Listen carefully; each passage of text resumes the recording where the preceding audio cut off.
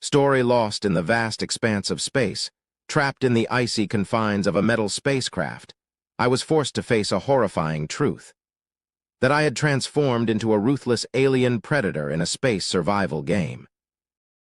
Chapter 0. Where should I start? I can guess that the catalyst for all this was clearly the event that happened yesterday. While I was wasting time at home, I received an email. Announcement: Space Survival Development Team is currently recruiting closed beta testers for the sequel. If you wish to participate, please click the Accept button below. Space Survival. It's a survival RPG game where you choose one of the various races existing in the vast space, and you survive, explore, and evolve. What caught my attention here was the various races. Ever since I was young, I've been fond of aliens, monsters, and different species. Space survival was a game that brought my fantasies to life. Sometimes I became a metallic gremlin, tearing apart human ships, and other times I transformed into a mutant monster, slaughtering enemies on the ground. At times, I even led a hive-minded organization to conquer planets. I've played as all sorts of space creatures that could come out of nightmares, but there was one race that I enjoyed the most: the unidentified aggressive space morph, or UISM for short. I combined the from aggressive with morph and called them amorphs. Amorphs were space monsters inspired by creatures from the classic film The Thing, capable of acquiring genetic information from their victims to enhance themselves. They had no limits to how strong they could become, which might make them seem like overpowered beings at first glance. However, due to their incredibly challenging survival difficulty and the inherent risks of their race, they had a notorious reputation. In essence, they got stronger over time, but they were extremely weak in the beginning, making it nearly impossible to accomplish anything. Survival games are all about accumulating resources and skills over time, but amorphs had a mechanism that went against this flow. Dying repeatedly in the early stages reduced the opportunity to get stronger, and if you couldn't get stronger, you'd keep dying in a vicious cycle. Nevertheless, one could argue that you could overcome this through effort and skill. But amorphs had a fatal flaw that made it difficult. They couldn't communicate or cooperate with other races. According to the game's lore, amorphs viewed other races as living prey or genetic material to be collected. The game developers actually implemented this in the game. It goes without saying that not being able to communicate or play cooperatively in a multiplayer game with tons of players is a huge risk. In the beginning, amorphs are weak, and they can't cooperate with other players either. These two drawbacks combine to make amorphs the worst of the non-mainstream races in space survival. To the extent that a rumor circulated in the community suggesting that the SM at the end of UISM stood for sadist, referring to the game developers, and masochist, referring to the players, it could even be considered an accepted fact. So, why did such a trash race become my favorite? The reason is simple. It's because they were a race that could evolve and grow stronger freely based on choice and will. Well, besides that, I also have a liking for aliens. Just as they say, those who enjoy it the most tend to excel at it, and I was one of the hardcore players who achieved the most challenging achievement in the game Galactic Conqueror as an amorph. In the community, they even called me the Honorable Amorph, the Xeno-lover, or the Morph Enthusiast. But of course, there's no eternal king. I totally forgot that people have to go to school these days, and that's for 2 years in a row. Since I never left the house and just played the game, the outcome was only natural. I had to graduate, so I temporarily left the game to focus on my studies. Because of that, I didn't even know that a sequel was in development. Anyway, Space Survival is my most beloved game. What gamer wouldn't be excited about the sequel to a game that's practically a life pick? Naturally, I clicked accept. The result is this, huh? I raised my second right leg to scratch my forehead, covered with a shell. As I scratched, my back started itching again, so this time I decided to use my fourth left leg. As I scratched my back, a translucent scale came off the tip of my toenail. If someone were to ask how a human could have 4 pairs of legs, I could respond like this: because I'm not a human. I sighed as I looked at my first front leg in my hand, and in response, the sensory aid device hanging from my chin wiggled as if in harmony with my sigh.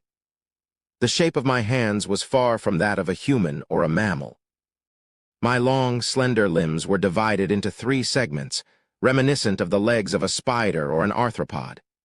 At the tips of my legs, 2 claws served as fingers, looking quite cute.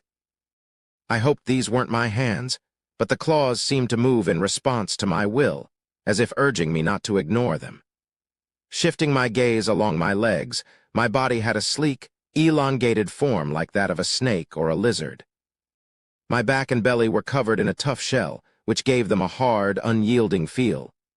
In contrast, my sides were made up of soft flesh, unlike the rigid carapace. I had 3 pairs of legs, similar in shape to my front limbs, sprouting from my sides. Finally, at the rear, a thick, flexible tail extended. At the tip of the tail was a sharp stinger, my only weapon. I knew the identity of this small and bizarre creature, the favorite race in space survival, the amorph. Beings with boundless potential, who made me the ruler of the galaxy as a hatchling. Race: unidentified aggressive space morph status. Hatchling objective: survive special trait. Supersense in the vast expanse of space, in a universe where all sorts of monsters and transcendent beings were at play, I had possessed the weakest creature of all. Chapter 1. I guess it won't help to think about it. I decided to stop feeling discouraged at this point. It's not because I'm more optimistic than others that I take things lightly. A morph is a combat species with strong vitality, but not during hatchling times. All I have are possibilities and potential. Right now, I'm just a fragile being that will die if I don't eat something within an hour. So I need to move diligently before my remaining energy runs out. Where I am now is inside a massive metal structure. I'm well aware that it's a spaceship made of alloy, swimming in the sea called space. Looks like something out of Megacorp or Star Union. Either way, they are not friendly forces to me. Looking around, I saw a stack of containers about 3 times the height of a person. Plastic boxes were visible between the stacked containers. As my chin-mounted auxiliary apparatus twitched, various pieces of information were implanted in my mind. A fascinating sensation. Experiencing the supersense that used to be implemented in the form of a minimap in the game was completely different when felt directly through my body. Smells were heard like sounds, and sounds were seen, mixing the senses together to convey information. It was a sense that allowed me to perceive everything within its range simultaneously. At the tips of my claws, I could feel the vibrations generated by the fusion engine. The faint smells of various elements like oxygen, carbon, and more mixed in the air stimulated my auxiliary apparatus at its tip. The auxiliary apparatus extracted the fact that there was something edible among the various smells and transmitted it to my brain. My top priority now was nutrition. The fact that food was not far away was reassuring. My 3 pairs of legs moved towards the prey as they stepped on the cold metal plates. Each time my claws touched the grating-style floor, it made a squeaky sound. I passed through the forest of containers and reached the plastic boxes. Using my claws, I climbed up on top of one. Upon reaching the top, I noticed that the box had a lock that required a password to open. It's a password. Let's see. I leaned close to the number plate, and as my auxiliary apparatus twitched, fingerprints on the surface flowed into my mind. 1234, really? Even in the space age, the security level was this low. I pressed the button firmly with my front legs. A sound from inside the box indicated that the lock had been released. When I opened the lid, there were vacuum-sealed calorie bars stacked inside. I pulled out one from the top. With a simple tear using my claws, I took a bite. The texture was like chewing on a rubber eraser, but the game's tooltip had mentioned that it was designed exclusively for nutrition, and it seemed to be true. Well, at least I succeeded in replenishing my nutrition. It didn't taste good, but the high-calorie content made me feel energetic all the way to the tip of my tail. As I was about to take another bite, something caught my senses. My tail moved like an arrow and quickly pierced through the unknown object, a cockroach. The sharp fangs were lodged in the cockroach. It struggled to escape but eventually fell limp. I devoured the cockroach as if possessed. Its exoskeleton broke as it was crushed between my teeth and its juices sprayed. It was a juicy creature, seemingly well-fed and grown. After I finished eating it, a different message appeared in the text box from before. Predation effect activated. Successfully obtained wings genetic essence from cockroach. Extracted the wings from the biological characteristics of cockroach. Do you want to apply the wings? Oh. Getting a genetic essence this quickly is quite lucky. Genetic essences can be considered the alpha and omega of morph operations, as it's a crucial element. The more genetic essences you acquire, the stronger you can evolve as a creature. Wings. In a game set in space, wings themselves are unlikely to have any special significance. But this is not a game, it's reality. Considering that I'm a gliding caterpillar, this trait is closer to being useful rather than bad. It allows me to establish dominance when hunting and provides an advantage in escaping. Except, trait application in progress. It felt like something was squirming on my back, and wings with the smooth and elastic texture characteristic of chitin grew. Application of wings trait complete. Good. I decided to test my wings. How should I move them? Unlike legs, wings are not a familiar part of the human body. Still, since they grew on my back, I tried exerting force around the dorsal area, feeling as if I was moving the area around the pectoral muscles. It was the right approach, as the wings flapped slowly. Energy consumption is more severe than I thought. After trying a few times, I quickly understood. Flight consumes a considerable amount of energy. I stopped moving my wings and cracked open the calorie bar. To fully utilize the wings, I need something more. Having acquired wings was a welcome development, but there were other crucial abilities I needed to obtain from the cockroach. These abilities were essential for smooth and comfortable survival. First goal is set. I thought as I chewed on the calorie bar, I needed to become a cockroach killer. In my younger days, I read a story like this. A man named Jonah tried to escape God's command and was swallowed by a whale in the sea. If he were an ordinary person, he would have died, but Jonah, being under God's protection, did not die. He stayed inside the whale's belly for 3 days and then escaped. After that, Jonah faithfully followed God's words.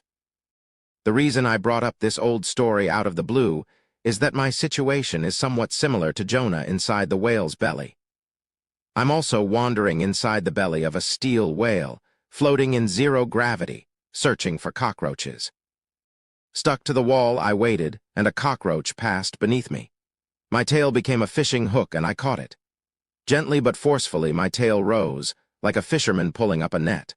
The cockroach, hanging at the end, sensed its fate and struggled to escape in any way it could. It doesn't work like that. Sharp fangs pierced the cockroach's head. My small but sharp teeth moved continuously to prepare the tough outer shell and thick flesh for digestion. Only after the remains of the cockroach were reduced to a state resembling juice in a blender could they pass through the throat. In terms of nutrition, the calorie bar was overwhelmingly superior, but in terms of taste, the cockroach was much better. Thanks to it, I could do things I couldn't even imagine in my human days. It's funny to say this, but it tastes like silkworm pupa. Literally, it tastes like a sawjuice snack. This makes it the 20th. Still no results, I guess. Just like my habit from my human days, I clenched my teeth with my front legs and summoned the text box. The text box appeared in front of my head at my will. Race, unidentified aggressive space morph status, hatchling objective, survive special trait, super sense, wings, chitinous exoskeleton. Getting my first set of wings seemed like a beginner's luck. Since then, I had devoured 19 more cockroaches, but I had obtained only 1 genetic essence. The chitinous exoskeleton isn't bad, but the chitinous exoskeleton was a powerful trait that greatly increased defense as you grew. It became more useful in the later stages, but it was unnecessary in my current situation. Increasing defense slightly in my near-zero defense hatchling state wouldn't make much difference. Other abilities were more critical. I really need to secure the robust vitality trait. Robust vitality was a common trait found in most insectoid or plant-based creatures. Of course, its effects were quite simple. It reduces energy consumption to delay aging. In a game where there was no concept of lifespan, it was a trait that concept-focused players, or those who wanted to extend their gameplay, focused on. However, in the situation where the game had become reality, its significance was entirely different. With robust vitality, there's less need to fuss over food. I couldn't survive in this cargo hold indefinitely. Vibrations from beyond the walls and faint footsteps echoing were reminders that time was running out. The ship's owner, humanity, was my enemy. Even without considering the background story of the game, it was hard to believe they would take kindly to me. They'll try to find me once they realize that the cargo is dwindling. And then, death or experimentation. To avoid a bleak future, I had to meet the conditions for evolution as quickly as possible, surpassing the hatchling stage. To do that, I needed to expand my activity range beyond this cargo hold. That was a lot of rambling. In short, I have to catch cockroaches diligently if I want to survive. Let's change locations. Cockroaches were sensitive and intelligent insects, so they never ventured into areas where their comrades had died. They knew that danger lurked in places where their fellow cockroaches had met their end. At first, I didn't know this fact and wasted 30 minutes sitting in the same spot, accomplishing nothing. Let's go. I bent my 8 legs to the wall, then suddenly exerted all my strength, propelling myself upwards. My body rebounded elastically and soared into the air. While floating in midair, my wings spread wide from my back. In human terms, it was like the muscles around the dorsal area, equivalent to the latissimus dorsi muscles, were tightly engaged with power. PR/N. The latissimus dorsi muscle is a broad, flat muscle that occupies the majority of the lower posterior thorax. As I began to flutter, my body, which had been falling, slowly rose into the air, a creature resembling a desert spider, fluttering its wings as it flew. If someone with a weak heart saw this, they might faint. Even while flying, my visual and auxiliary apparatus never stopped searching for cockroaches. At this point, I'm truly an honorable amorph. Lost in frivolous thoughts, I suddenly detected 2 cockroaches. There was one on the wall, and another was diligently crawling on top of a plastic box. I decided to catch the one closer to me, the one on the wall. I adjusted the angle of my wings, and my body turned in the direction of the cockroach. The cockroach seemed to be lost in thought or distracted, completely unaware of my approach. I grabbed it with my front legs, like an eagle snatching a fish. Before the little one could escape between my claws, I swiftly grabbed it and popped it into my mouth. Its seemingly pristine exoskeleton shattered, and juices along with bits of innards spewed out from its side. With one more left, I held it in my mouth, eyeing the next target. Oh no! The one near the floor noticed me. It scurried down beneath a box. With its small body and its legs pointed towards the floor gap, once it slipped through the crevice in the alloy sheet, my hunt would be over. I can't let it escape. I pushed the wall with my 4 pairs of legs to secure thrust and shot towards it like an arrow. The creature was already probing the crevice with its antennae and head. As soon as its lower half was visible, I landed like a missile, smashing into the unforgiving iron that offered no semblance of softness. Pain surged through my entire body due to the impact, but my focus was on the creature's rear end. My tail shot out like a mantis hunting its prey. It sliced through the air, and the tip, equipped with a sharp stinger, entered the hole in the metal sheet. The creature, which had just breathed a sigh of relief, panicked. Its brain, which had considered an immediate escape, was now split in 2 by the sharp sting. Phew, by a hair's breadth, I succeeded in hunting them both. My tail returned triumphantly to its place, bearing the proud spoils of victory. After finishing processing the carcass I had in my mouth, I started eating the creature attached to my tail. Just as I was about to finish devouring it, the long-awaited message appeared. Predation effect activated. Successfully obtained robust vitality genetic essence from cockroach. Extracted the robust vitality from the biological characteristics of cockroach. Do you want to apply the robust vitality? Of course, except a qualitatively different vitality coursed through my entire body. Muscles had thickened around the once long and slender legs, and the sheen on the chitinous exoskeleton covering my back and belly had improved. Now it begins. In comparison to my body, it was an incredibly vast and expansive cargo hold within the ship. The time had come for me to break free from the world where I first set foot. Chapter 2. Where should I go next? In fact, I've already decided where to go. Let's go to the cooling room next to the reactor. Even in the space age, the way humans handle heat hasn't changed much from before. Next to the ship's heart, the nuclear fusion engine, there was a cooling room responsible for temperature control. The cooling room is an important facility, so not many people visit it. Despite being under strict security as a highly critical facility, the flip side is that there are fewer visitors. It's like they say, where it's darkest under the lamp. As long as I don't physically interfere with the cooling room, the area around it is a good place to grow while avoiding the gaze of the surveillance. Another advantage is that the cooling room is right next to the reactor. If, for some reason, I'm exposed to people, the cooling room is an easy place to use as a last line of defense. If things go south, I can always destroy the reactor and the cooling room and make my escape. If there's a problem with the cooling room, it means there's also a problem with the reactor, and a ship with a malfunctioning heart has no choice but to stop operating. Once the ship stops operating, all the life support systems that maintain the ship's environment will also cease to function. Initially, they might try to recover the ship, such as by running the auxiliary engines, but that won't last long either. Just as a creature with a damaged heart cannot escape death, the same goes for the ship. Unless there's a nearby planet to crash land on, the people on board the ship have only one fate: to kill and be killed in the dwindling oxygen. Of course, if the ship were to stop, I would have nowhere to go, so I should leave attacking the reactor as a last resort. Well then, shall we go? Before departing, I ate 2 more calorie bars. With my belly filled, I jumped up to the ceiling. Tiny suckers between my claws firmly anchored my body to the ceiling, allowing me to move easily even while hanging upside down. The reason insects can move along walls is thanks to structures called pulvilli. These structures secrete a highly adhesive substance that helps them easily traverse smooth walls. Thanks to the substance secreted from between my claws, I could move just as smoothly while hanging from the ceiling.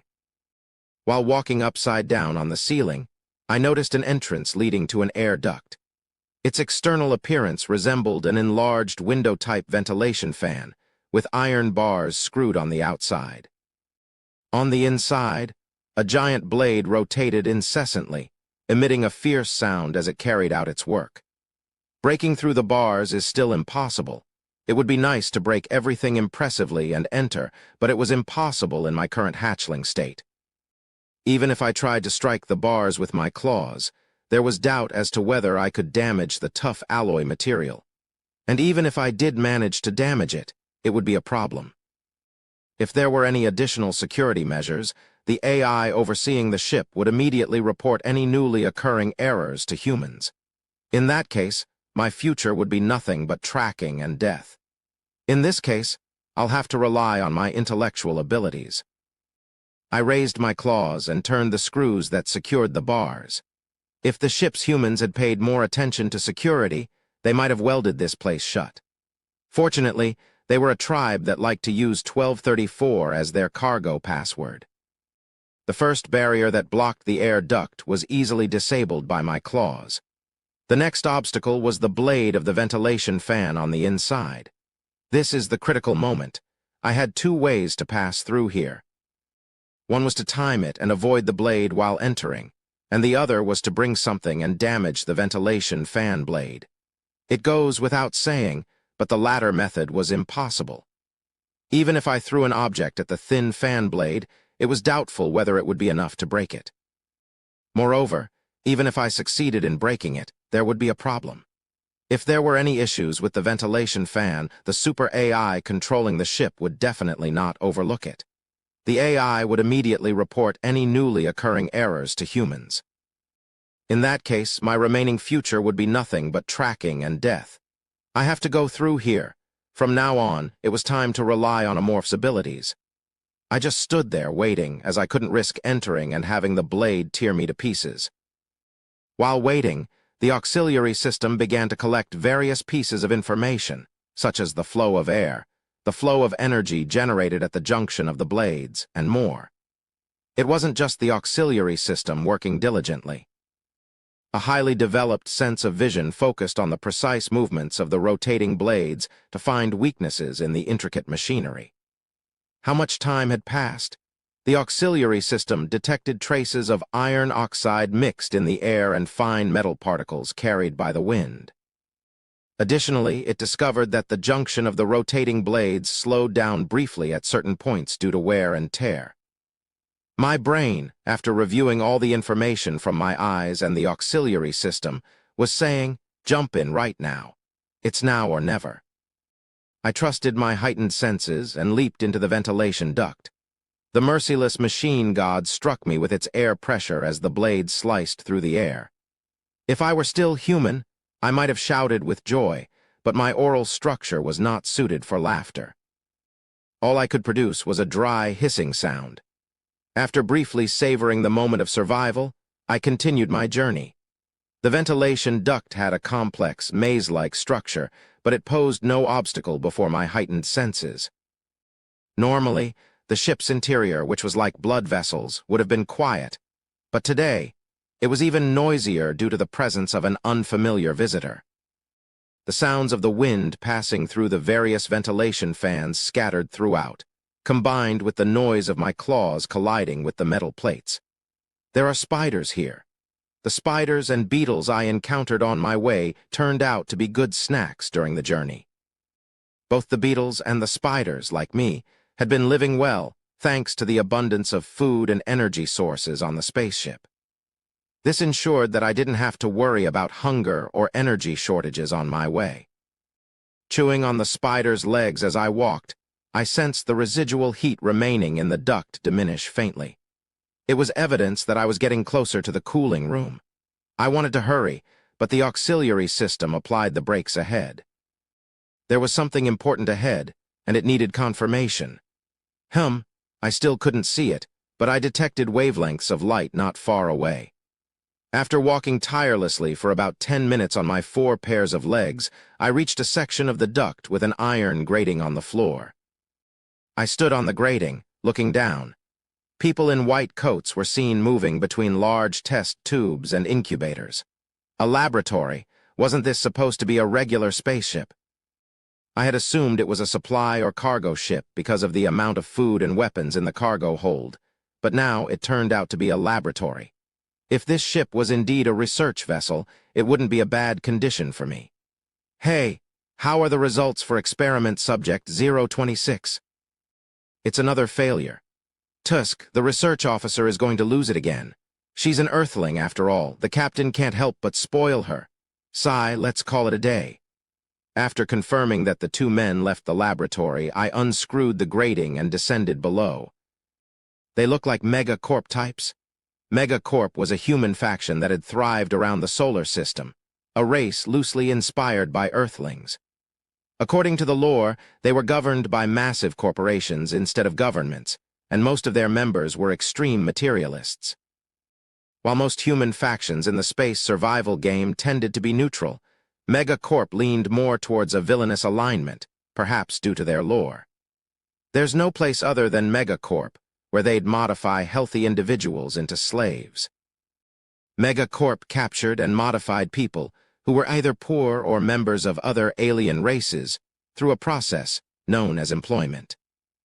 It was one of the unique racial traits of Megacorp, and in the game, players often found themselves actively using it because of the significant advantages it offered. In the game, of course. In real life, why would anyone do such a thing? The air in the laboratory was thick with the scent of blood. What should I do? The auxiliary system had provided me with the location of the refrigerator where the genetic samples were stored, but I couldn't make a hasty decision. When I eat is the crucial factor. For a morph, collecting genetic essence wasn't just about gathering genetic samples. It was about when to consume them. To move beyond the hatchling stage, there was one essential condition: consuming a living sentient being. In other words, to evolve from a hatchling, one had to kill a person. Killing a person. In the game, killing people was no problem, but could it be done in reality? Even if you thought you could easily do it now, when faced with it in reality, hesitation could be the end. My body was in such a fragile state that it had to be done with a single blow. I should also refrain from causing a commotion here until I'm prepared. As much as I desired the genetic sample, eating and clearing it here would leave me unable to evade pursuit. Conquering the laboratory would only happen after I had killed and consumed a person. Let's see what's here today. My path would greatly change depending on the purpose of this research ship. If it specialized in terrestrial combat mutant soldiers or studied Hulk mutants, I could secure a robust body and combat abilities. On the other hand, if it was a place experimenting with space elves or cultists' psychic abilities, I might gain powerful psychic powers. Personally, I'd prefer the cultists, but it might be unrealistic to get psychic powers from the beginning. I began using all my sensory organs to examine what was in the laboratory. Unlike the dark and dingy cargo hold, the laboratory was surrounded by clean white walls. It looked remarkably good on the surface, but paradoxically, it was filled with death and suffering behind the bright facade. In the test tubes, living human brains and forcibly brought biological specimens were submerged in chemical solutions. AI in the incubators checked the status of embryos while sending electronic signals. Various pieces of information poured into my head, such as the smell of chemical compounds, busy electromagnetic waves in the air, the scent of blood and decaying skin tissue, and pheromones unconsciously emitted by organisms in pain. Amidst the flood of information from the auxiliary system, I caught one unusual piece of information. Help. Someone's asking for help using special wavelengths that humans couldn't perceive. Some life form was requesting assistance from me. Intrigued, I followed the wavelengths, which led me to a test chamber labeled 026. Inside the chamber floated a pink, bubble-like organism. A bubble amoeba. Bubble amoebas were non-player creatures that inhabited aquatic planets. They usually floated in water like droplets, but would engulf and digest their prey in an instant when it came close. Unless they were exceptionally large, they posed no significant threat to players, and they were harmless and cute-looking. Many players seeking solace in the harsh space survival world often favored them. I had never expected them to possess intelligence. However, this one had approached me and sent another wave. Pain. Help. While an exact translation was impossible, thanks to a morph's unique senses, I could roughly grasp the meaning. This creature was in pain for some reason and was asking for my help. What should I do? I could consider eating it, but based on my memory, the bubble amoeba had the most useless trait for a morph. Its trait was called oxygen storage, allowing it to provide a certain amount of oxygen in oxygen-deprived environments. While this might have been useful for other races, a morph could survive for extended periods without oxygen, so this trait was entirely unnecessary. Eating is out of the question, but I want to help and I don't know how. I focused my senses on the test chamber, searching for clues. I detected the flow of the mixture circulating within the thick hose connected at the bottom, the movements of measuring instruments inside the machine checking the liquid's state, and a faint flow of electricity above the liquid's surface. Electricity. Come to think of it, the little guy had a small sensor attached to its body. Connected by a wire, the sensor periodically sent electricity through its body. Understanding what the creature was requesting, I climbed up to the terminal next to the test chamber. On the terminal screen, there were periodic appearances of the creature's biorhythm graph and the experiment results of the AI. Was this what those two researchers were talking about earlier? Seems like they muttered about a failure and left without turning off the machine. I pressed the terminal button to stop the experiment. The faint electrical signals from the sensor were cut off, and the creature regained its vitality. It blinked its pink bubble-like body as if expressing gratitude. Thanks. It's okay, I didn't consider it a favor. If the creature had been necessary to me, I would have used it as a source for absorbing essence without hesitation. I just indulged in a whim momentarily, judging it as a harmless and incompetent creature. Survive on your own. In Megacorp's lab, there was no avoiding destruction. Nevertheless, I hoped to spend what remained of my life as comfortably as possible and left the laboratory. After about 30 minutes of walking through the corridor, the temperature suddenly dropped. Water droplets clung to the walls, and a thin frost covered the corridor floor. I had finally reached the cooling chamber. All right, let's make a nest now. I gathered water droplets stuck to the walls and swallowed them in one go. Then I held water in my mouth for a while, as if gargling, and spat it out again. It was no longer pure water. The water that entered my body had transformed into a substance with a peculiar composition harmful to creatures other than a morph. This filthy mucus, resembling gum chewed and spit out, had the effect of extending the lifespan of nearby a morph, enhancing the effects of their heightened senses. Once the coating of the corridor above the cooling chamber was complete, I settled down here. I stretched my body in the center of this sticky, toxic, and contaminated space. I felt cozy, like I was inside my mother's womb, and closed my eyes. I can feel it. The ship feels like a part of me. What's the most important thing to win in a war? It's information. The humans of Megacorp and me, a morph, they didn't know me, but I knew them. I knew where they were, what they were doing, where they were going, who they were talking to, and every piece of information flowed to me through the liquid that coated the corridor. They wouldn't know the war had already begun, and they were already in the midst of losing. In the darkness of the nest, I smiled silently. Chapter 3. 4 days after becoming an amorph, there had been significant changes. Firstly, my nest was complete. The once sterile corridors had blossomed with unholy vitality. The mucus I had expelled had solidified, some of it forming spores. From the holes in these spores, mucus periodically flowed, slowly expanding the nest. Now I can monitor the entire ship. I received real-time updates from the 200-meter elliptical research vessel. I couldn't monitor creatures as small as insects, but for humans, I could sense most of their activities. And secondly, as I moved back and forth between the cargo hold and the nest, I succeeded in acquiring a new ability by consuming roaches and spiders. Race: unidentified aggressive space morph status, hatchling objective, survive special traits, super sense, wings, chitinous exoskeleton, robust vitality, paralyzing stinger. The paralyzing stinger was a new ability I gained from the spiders. Although it became less useful later on in the game as we encountered creatures made of energy or metallic entities, it was quite effective in the early stages. It's a perfect ability for me, who needs to hunt the strong with a weak body. I concentrated my consciousness on my tail, and a drop of yellow liquid fell from its end. With this, I could easily subdue a single adult human. It only lasted for about 5 minutes, but that was enough time to kill someone without any trouble.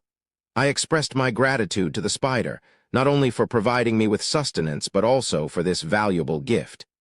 Then, I contemplated my next steps. Most of the ship's crew currently on board consisted of 222 people. Among them, 96 were soldiers and officers responsible for ship defense, while 21 were high-ranking personnel in the command section. The rest were civilians, including researchers, technicians, and cooks. The problem is who to target, I pondered.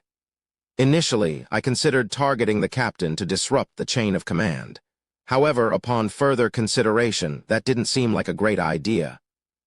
There were officers who could step in for the captain, making it challenging to inflict significant damage. The most important person who's irreplaceable on this ship, there were only 2 individuals who met both criteria: the chief medical officer and the chief research officer. Of these, I prioritized the chief research officer. The reason was simple: she's crucial to my survival. After observing the lab for several days, I came to a conclusion. The chief research officer's name was Kasaragi Yujin. When I killed someone earlier, she was the only person who could create a tracking device immediately. 2 days ago, one of the subjects escaped, but she managed to create a tracking device within 2 hours, successfully capturing the escapee. That creature almost got me because of her. If it had used the ventilation shafts, I would have been in danger. But thanks to its fleeing elsewhere, I could overcome the crisis safely. Since the incident with the escaped subject, Kasaragi Yujin has moved up in my list of potential threats. And she has an oddly good sense for a human, I noted. Once, she nearly caught me by staring at the ventilation shaft I was in. Afterward, I had to relocate frequently whenever she appeared to sense my presence. I wonder if she has psychic powers. A concept similar to commonly known telekinesis, telepathy, mind control, and other psychic abilities. Having psychic powers allowed for an endless array of abilities, from simple telekinesis that could move objects without touching them to performing feats like distorting light to render the ship invisible, akin to magic. Even during the game, psychic powers were a game-changer when aiming to obtain psychic powers. Cults were often targeted. Cult species possessed psychic powers as an innate genetic trait, making it easier to target their genetic essence. Occasionally, rare individuals among humans also exhibited latent psychic power potential. Whether Kasaragi Yujin fell into this rare category was uncertain, but from the perspective of a hunter, clever and sensitive prey posed a significant challenge. Even if she doesn't know my true identity, she'll surely create some tracking device to chase me down, I speculated. If I'm going to use hit-and-run tactics, I need to avoid being tracked as much as possible. As an amorph evolved into a fluid state, I would become immensely more powerful than hatchlings. However, I couldn't engage the ship's soldiers in direct combat until I had secured enough genetic essence. Until then, guerrilla warfare would be the strategy. Therefore, Kasaragi Yujin needed to be eliminated, not only for my evolution but also to ensure my survival. Now, how should I hunt her down, scratching my head with my front legs, I pondered. Given that she was a civilian and a female, it wouldn't be too difficult to kill her in a one-on-one situation. Except for one major obstacle: the bodyguards. Wherever she went, armed guards followed. Even when she slept in her bedroom at night, security personnel took shifts, constantly guarding her. She might be physically weak, but the presence of many protectors around her posed a significant challenge in targeting Kasaragi Yujin. Merely thinking about it won't solve the problem, I realized. It seemed I would have to keep monitoring her and seize any opportunities that arose. As I continued to watch for openings, hunger gnawed at me. Leaving the comfortable nest behind, I made my way to the mundane cargo hold. I checked the corridor ventilation grill for any signs of people before opening the wire mesh and hopping down. Landing silently on the floor, I climbed up to the terminal next to the door. I can't keep avoiding the ventilation shaft forever. I'm not a cat, and I don't have 9 lives. Risking my life every time I needed to eat wasn't a sustainable strategy. Unlike other key facilities, the cargo hold had no security system for monitoring visitors. Using my enhanced senses from the nest, I confirmed that, aside from the designated personnel, there were no other individuals entering the cargo hold. The designated personnel only visited for routine inspections once a day, so as long as I avoided that time, I could enter and exit without being detected. Open. As I entered the numbers into the terminal, a sturdy metal door hissed and swung open, revealing a dimly lit cargo hold. I headed straight for the familiar plastic containers. The sudden intrusion of a predator stirred the residents of the cargo hold. The scent of corrosion, the pheromones released by the approaching threat, and the sound of tiny insects skittering on the alloy floor to warn of the predator's presence all mixed together. Enjoying stimuli from the hidden world that only I could sense, I climbed onto the boxes. Just as I usually did, I retrieved 2 calorie bars from the box. I consumed one on the spot, tearing open the wrapper of the other with my front legs and holding it in readiness. Shall we go? I stored the remaining wrappers neatly in the box and left the cargo hold, retracing my steps through the corridor. I headed back towards the laboratory. Upon reaching the laboratory, I went straight to experiment subject 26. The collapsed bubble amoeba greeted me with ripples when it saw me. Not only through greetings, but also through its glowing body, it expressed happiness, which made me feel good as well. "I brought food again today, food," it replied. As it quivered and shone even brighter this time, I mentally chuckled and prepared to give it its meal. While monitoring Keisaragi Yujin for 2 days, I had learned one thing. An experiment was underway in the laboratory to awaken unknown traits latent in bubble amoebas. I didn't know what abilities this seemingly harmless mascot possessed, but the researchers seemed quite confident. During the game, there weren't any special abilities. Is this one different, or is it because the species has changed? For some reason, experiment subject 26 received special treatment, and I believed it was essential to establish a positive relationship with it. Not immediately, but perhaps it could prove helpful in the future when I conquered the ship. It's a bit of a hobby, I suppose. I went to the experiment chamber, where I opened the lid and revealed the container with a minimal amount of nutrients meant for basic sustenance.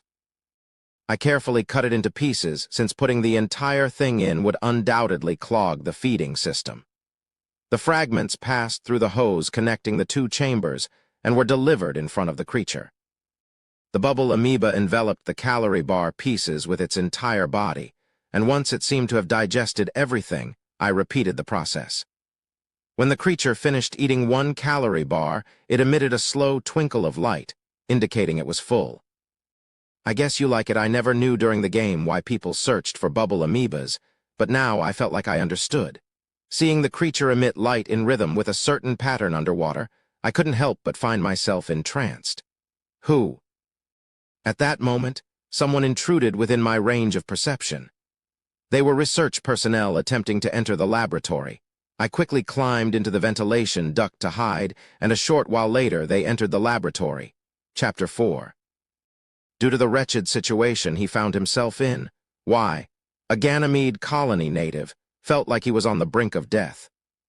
When he first joined the project, he couldn't have been happier upon learning that his superior was not just any earthling but a noble capital, essentially royalty within Megacorp's ruling class. If he could establish a connection with them, his dream of immigrating to Mars, something he had only fantasized about, could become a reality. With such anticipation, he boarded the ship, but Y's dream was shattered sooner than he expected. That crazy woman again. She says today is a day off. Y wiped away the beads of sweat dripping from his half-bald head and stole a glance at his young and capable superior standing beside him. Her name was Keisaragi Yujin, Y's superior and a noble capital belonging to the Yujin family, one of the 5 noble houses that ruled Earth. Today, as it was a non-working day, she was dressed in casual attire, holding a cat in her arms. Damn it! Why the hell does a cat need a walk? Y briefly cursed himself for thinking of going to the garden for some fresh air. Keisaragi brought up the question that he had heard hundreds of times before entering the lab. When will Experiment 26 show results? If we don't achieve significant results that we can report to the company before we reach our destination, they might reconsider your employment over there. Ugh, please not that. As soon as the word employment came out of her mouth, cold sweat poured out of Y's forehead like a waterfall. As a senior researcher at Megacorp, he knew all too well what employment meant. His gaze briefly shifted to the brain inside the test tube, almost as if his predecessor was beckoning him to join. Senior researcher, I mean, Mr. Y. Yes, yes. Keisaragi, who had been giving him a cold look, suddenly changed her expression and began to comfort him with a gentle tone. I don't wish for such results either. I have expectations from senior researcher Y as well. If we can extract that aptitude from Experiment 26, a promotion to chief researcher is not out of the question. Oh, really? Yes. At the very least, chief researcher, and if things go well, we might establish connections with Mars. They have a keen interest in this project, after all. Upon hearing her words, Y's eyes lit up. He decided to tell her about a method he had only contemplated but never attempted. Well, there is one remaining method. What is it? I want to try administering psionium. Psionium? Are you talking about the drug made by Star Union? Yes. Keisaragi Yujin stroked the cat's head silently. The cat purred in response to its owner's affectionate touch. Psionium has awakening effects. I know what it does. We used it to secure the project before. Psionium, it's a drug we haven't tried. Actually, there are a few other substances, but we've tried all the ones with similar ingredients. Psionium is the only one left. Kisa's gaze shifted toward Experiment 26. Her look wasn't as gentle as when she petted the cat. Observing the test subject, she resembled a machine sorting goods in a factory. Fine. Administer it right away. But if we don't neutralize it, it could be life-threatening. If we wait for that, we'll have to wait until tomorrow. We don't have much time left. The phrase, "we don't have much time," wasn't exclusive to Y. She, as the project leader, would also be responsible if the experiment failed. She belonged to a higher echelon than Y. The impact of any blemish on her career would be significant. Moreover, she had never experienced failure in her entire life. The looming possibility of her first failure made her even more anxious. As you know, we should have had research results by now. Well, that's true, but normally it's time to finalize the report, but we haven't elicited any meaningful response from the test subject yet. I believe you understand how serious this situation is. Y couldn't refute her words because they were true. All right, I'll administer it right away.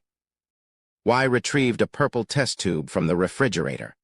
I'll start with 0.01 milligrams. As Y connected the test tube to the terminal and operated the console, a small amount of the substance within the test tube was injected. The bubble amoeba remained unresponsive. There were no notable changes in the graph on the terminal screen. Y wiped the sweat that flowed like raindrops and pressed the button on the terminal again. I'll administer 0.05 milligrams. This time, there was a response. The bubble amoeba convulsed in apparent agony. Y couldn't hide his joy at the anticipated reaction. He watched the test subject with excitement. Kisaraga's face also showed a hint of interest as she observed the experiment. Next is 0.07 milligrams. Wait, since there's a response, you can increase the dosage. Really? Administer all of it. Well, that's a bit. Just do it. When Y hesitated, Kisaragi pushed him aside and pressed the administer button herself. The liquid from the test tube drained completely into the experiment tube. Eventually, the bubble amoeba's body expanded as if someone had blown air into it.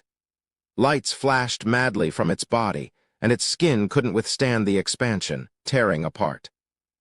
It was clear to anyone that the bubble amoeba was enduring extreme pain, but among the people present, no one cared about that issue. Please, just a little more.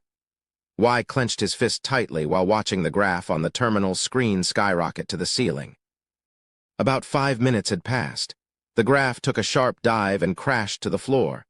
Y felt a sense of resemblance between the plummeting graph and his own future. Inside the test chamber, Experiment 26 was no longer glowing pink. It remained white, as if forcibly bleached, and showed no signs of movement. Awaken it? Yes.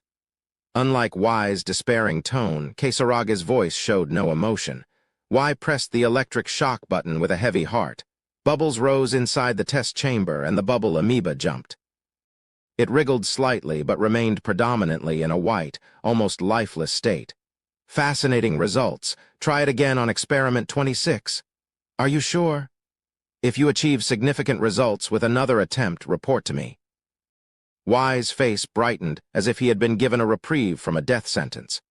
Kisaragi, who had turned one person's life into heaven and hell with a single word, suddenly felt a gaze and glanced towards the ventilation fan.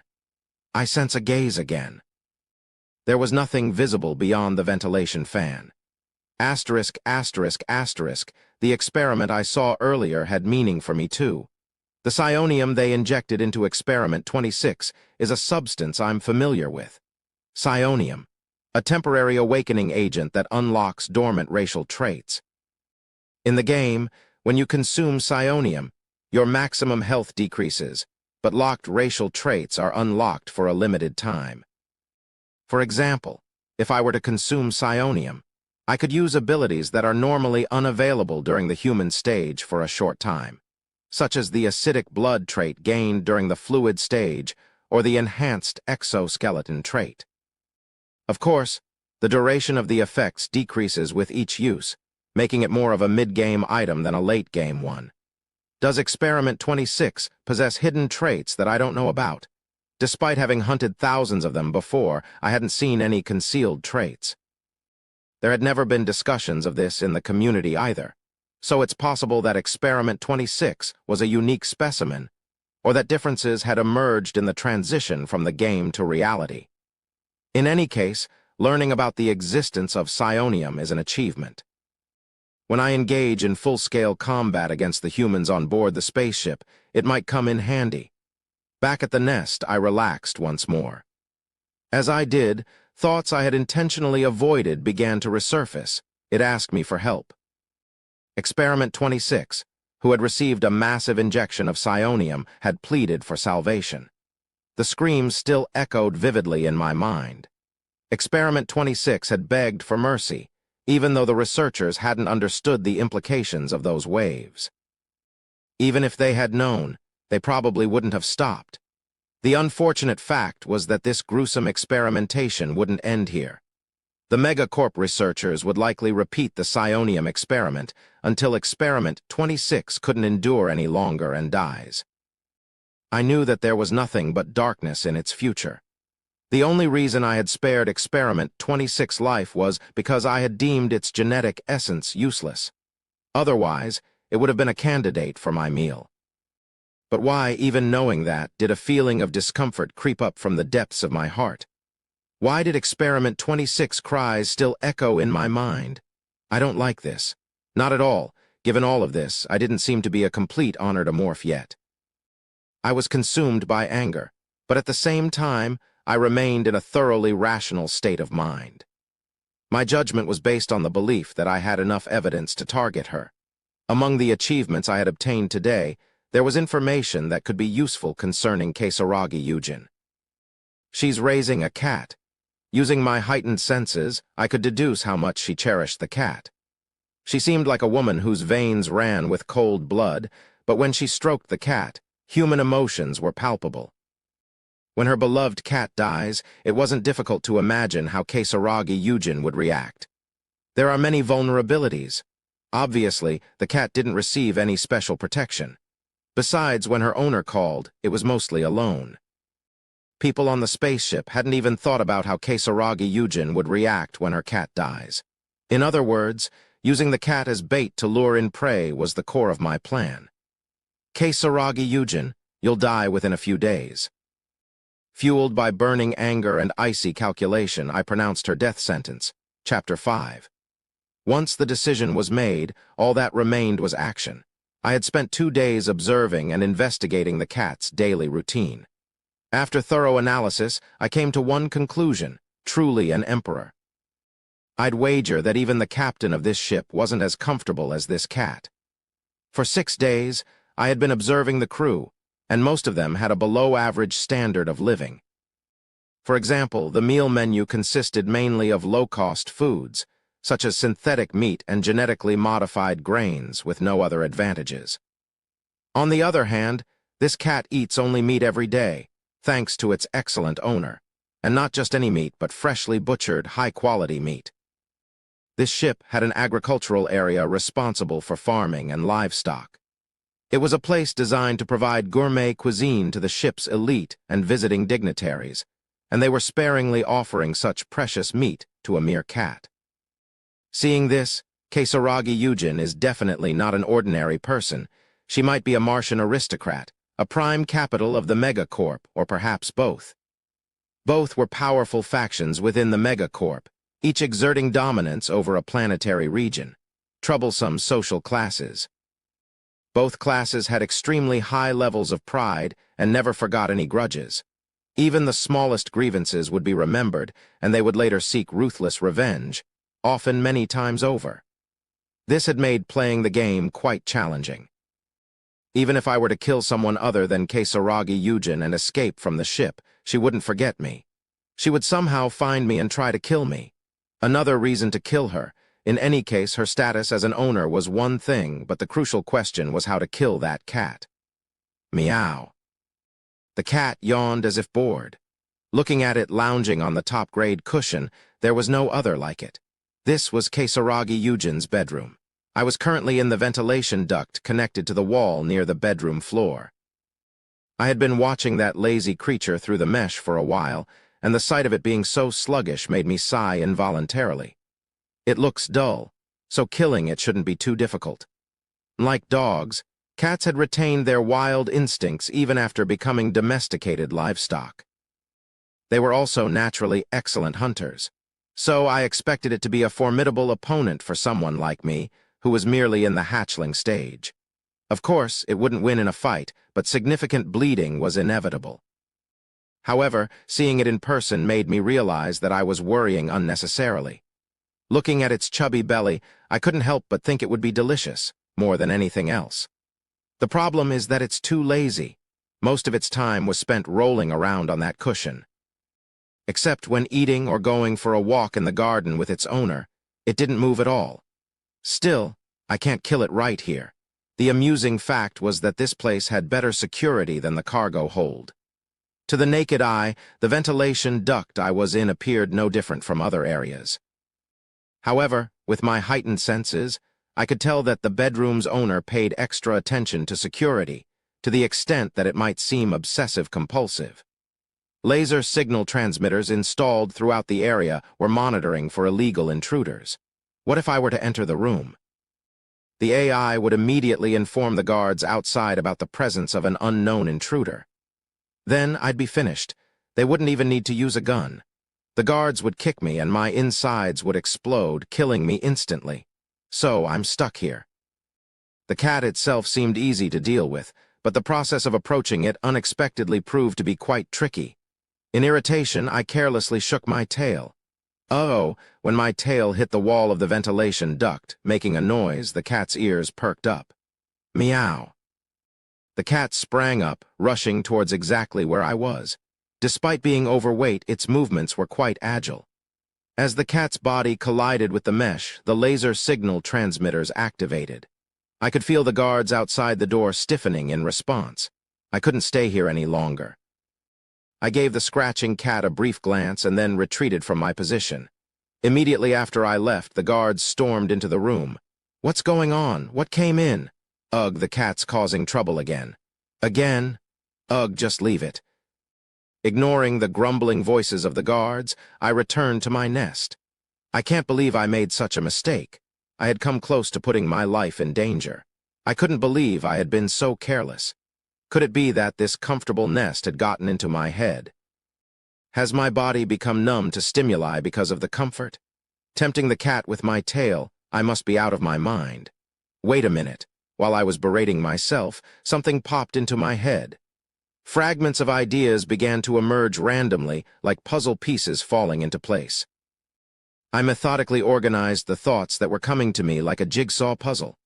The cat looked bored, provocation, the reaction of the guards. These were the three key elements. Finally, I had a clue about how to approach and conquer that cat. Asterisk, asterisk, asterisk, Cat Caesar was once again spending its time on top of the cushion. When it first left its homeland for this metal monstrosity that reeked of hostility, Caesar couldn't believe it. It scolded its owner, Kesaragi Yujin, with solemn eyes, but she just ignored its complaints, wearing a somewhat apologetic expression. Caesar was greatly disappointed, but its suffering didn't end there. Its sleeping arrangements were far from comfortable, and the food it received was pitiful. For someone who had lived its entire life eating the finest beef and freshly caught fish, the meals on the ship were unbearable. In fact, Caesar might have fasted for the day. Because its owner had knelt down and pleaded desperately, Caesar had no choice but to eat the miserable meat. Before long, Caesar had perfectly adapted to the new environment, making its initial resistance seem trivial. Life on the ship, where there was almost no change, suited its lazy personality well. Caesar stretched in boredom. It was too lazy to move around much, but it wasn't lacking in feline curiosity. Is there anything interesting happening today? Just as it thought so, it heard a rustling sound from beyond the ventilation duct. Raising its head to investigate, Caesar realized the sound was coming from the passage where the wind was blowing. Come to think of it, not long ago, something strange had appeared there and caught its attention. Caesar slowly got up. Last time it had rushed over hastily and missed whatever unknown presence there was. This time it promised itself it wouldn't miss it. It cautiously approached. As it got closer to the entrance of the passage, it saw a small object. It was a cockroach, partially severed in half. Despite having no chance of survival, the bug was wriggling and trying to escape. Seeing this, Caesar felt its long-dormant predator instincts awakening. Almost involuntarily, it pounced on the cockroach. With its front paws, Caesar toyed with the cockroach until it stopped moving. As Caesar watched the lifeless insect, it felt an unfamiliar emotion. It was an emotion that could be described as fascinating. Caesar's small brain was filled with thoughts like it wished there were more toys around. Through Caesar's eyes, another bug was visible beyond the mesh. It felt disappointed because last time it had touched the mesh, nothing had happened.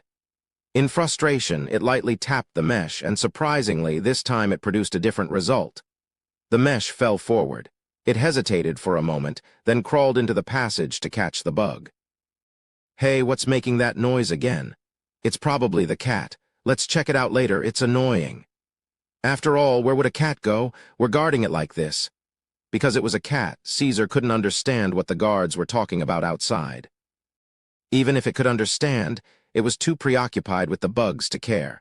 Following the scattered bugs in the passage, a bright light entered his field of view.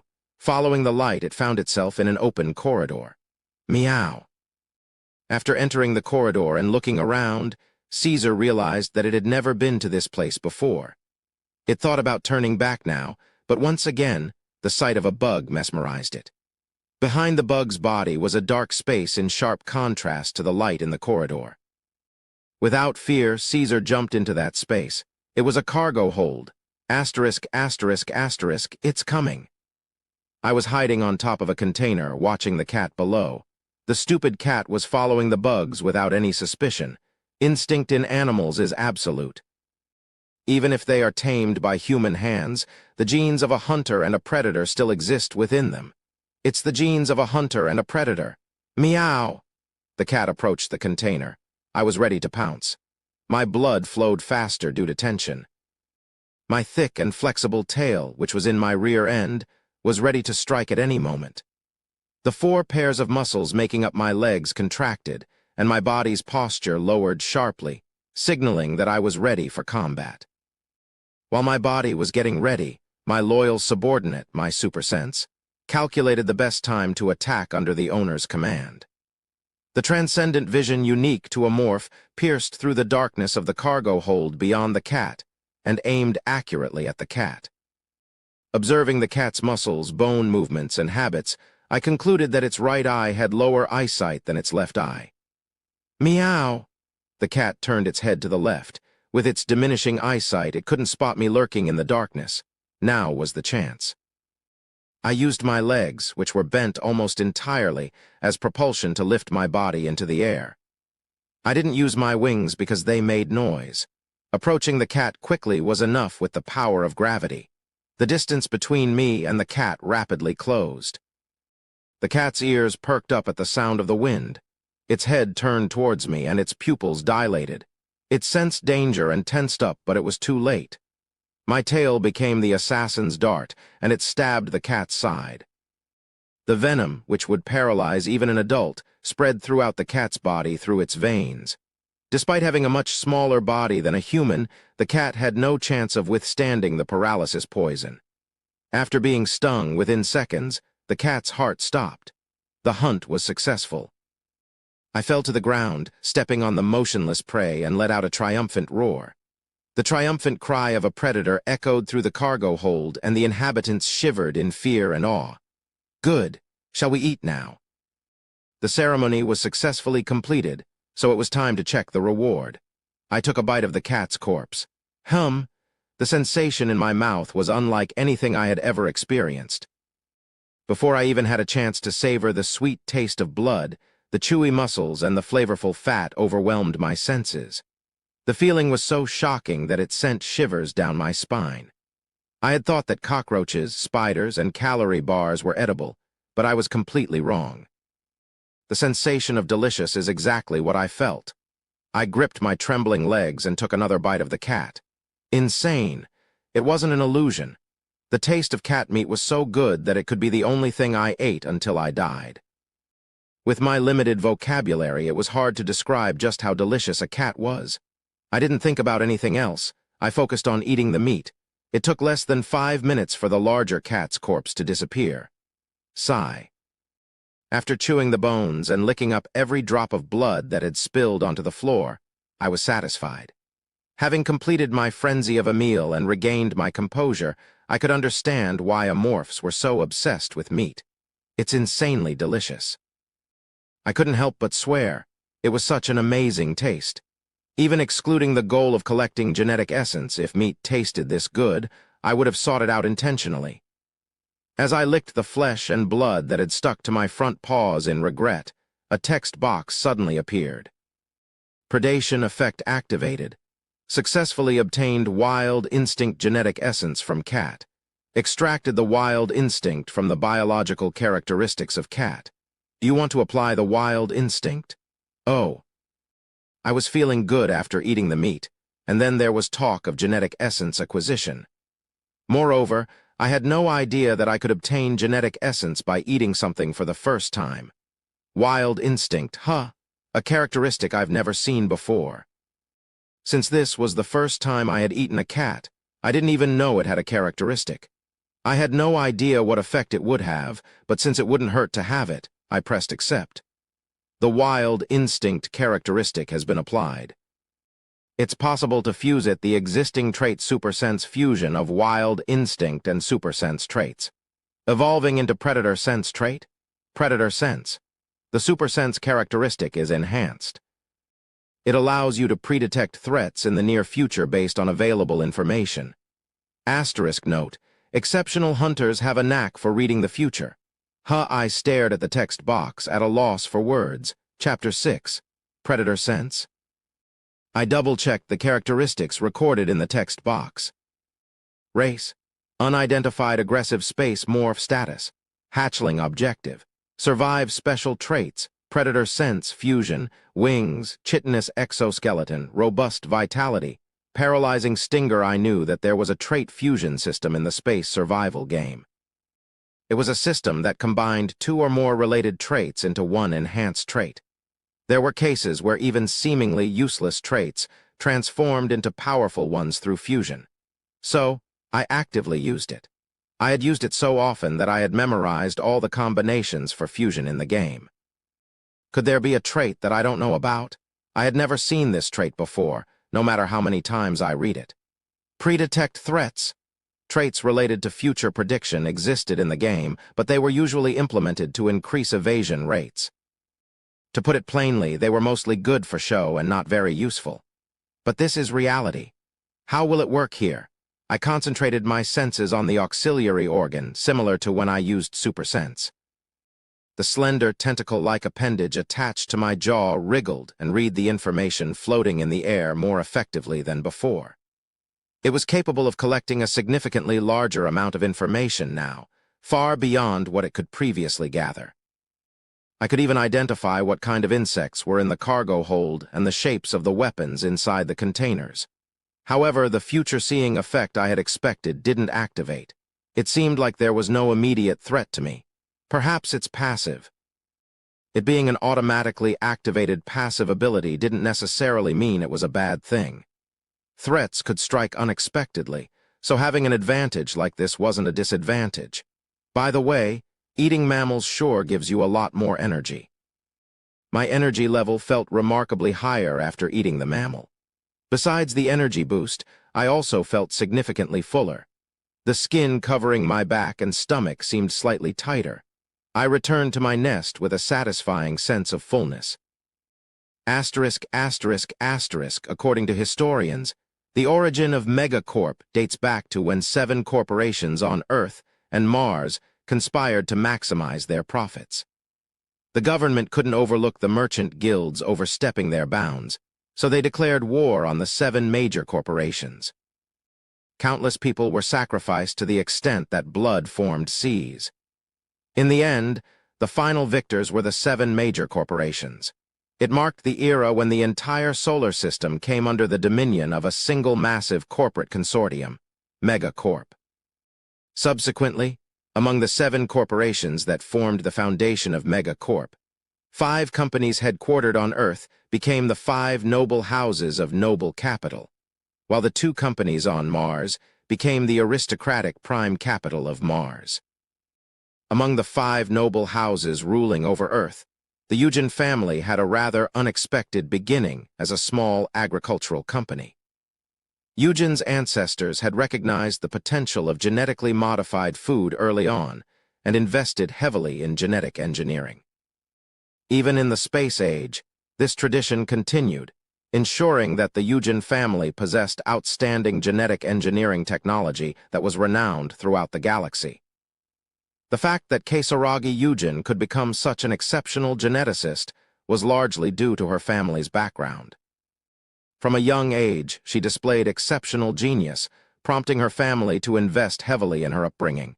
With such a privileged background, she had never experienced any sense of deficiency in her life. Whatever she desired, she obtained without fail, even if she had to wait a little. So why was it so difficult for her to accept the fact that she had lost something she owned for the very first time in her life? When can I see Caesar? The soldiers are searching for him, so if you wait just a bit longer. It's already been 2 hours. Caesar always strictly observes mealtime, so something must have happened. Anyone who knew Kasaragi would be surprised by her current state. She looked nothing like her usual self. Her well-kept black hair was disheveled, and her usually icy expression was nowhere to be found. Presently she appeared nothing short of unhinged. Captain Samuel, seeing her in this state, let out a sigh. This is a spaceship. Unless a cat is piloting a rescue ship, he must be somewhere on board. That's why I'm telling you to find him right away. What I mean is that waiting might yield favorable results. Samuel was from Third Capital, originally hailing from Saturn's moon, Titan. He wasn't from the lower class by any means, but compared to the noble houses, he was nowhere near their league. If she asked him to step down from his captaincy, he would have to relinquish his position without question. She held her birthright firmly in her grasp, and he felt as if he were about to lose his mind dealing with her. What's the situation with the guards? They are all detained. Legal procedures can only be carried out upon reaching the destination. Execute them immediately. Yes, Samuel thought he must have misheard. As the captain, you have the authority for immediate executions, correct? Exercise that authority. Are you suggesting executing someone without due process? Other soldiers might revolt. Executing someone? Samuel coughed nervously as he met her intense gaze. Well, what I meant was, isn't it better to discuss the punishment after the search has made some progress? I don't mean anything else by it. Have you forgotten that all of this happened because the soldiers didn't do their job properly? Samuel knew it well, the fact that the ship's crew was far from friendly to cats. Honestly, even the captain himself had a diet consisting of fresh meat only once a week. The rest of his meals were filled with cultured meat. On the other hand, that damn furball gets to eat beef every meal. He couldn't stand that cat himself, but he knew there were soldiers who liked them. Seeing the misfortune that had befallen the cat, it wouldn't be surprising if some of them were pleased. However, if he mentioned this fact, Kasaraga's anger would undoubtedly be directed at him, so Samuel kept his mouth shut. I am well aware of the Chief Research Officer's concerns.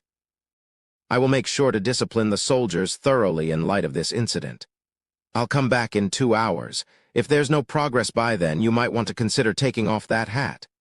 After warning Samuel, Kasaragi left the captain's quarters. Where on earth could he be? She hadn't just idly waited while the soldiers conducted their search. She had created a tracker that could determine Caesar's whereabouts through the fur he left on the cushion. The device had worked successfully, but upon seeing the results it produced, she became perplexed. It was because Caesar had gone to a place he could never have reached by conventional means. Caesar had undone the screws of the grill installed in the ventilation duct, made his way to the cargo hold, and then disappeared. It was a situation that clearly involved human intervention, so Kasaragi called the cargo hold supervisor. The supervisor had a solid alibi. He had been drinking with colleagues in the cafeteria all day. However, it was true that he had neglected his duties, so Kisaragi had considered killing him. If the captain hadn't stopped her, the supervisor would have been left to wander the dark expanse of space for eternity. She reluctantly suppressed her anger and meticulously searched the cargo hold, taking the trembling supervisor along with her. Caesar's trail had ended near the containers, and in its place were traces left by an unidentified creature. She collected the traces and analyzed them using a scanner, but all it returned was a message saying no information. Genetic information not found, even in Megacorp's data archives. Even for her, creating a machine to track an entity with absolutely no information was no easy task. It wasn't impossible, but it would take more time than usual. Even if Caesar went without food for that long, he wouldn't die. But Kisaragi couldn't shake the feeling of unease. Something was definitely wrong. Her intuition told her that something terrible had happened in the cargo hold. That's why she had pressed the innocent captain to find Caesar as quickly as possible. "Whoever you are, if you've touched what's mine, I'll kill you." She found herself unconsciously biting her nails.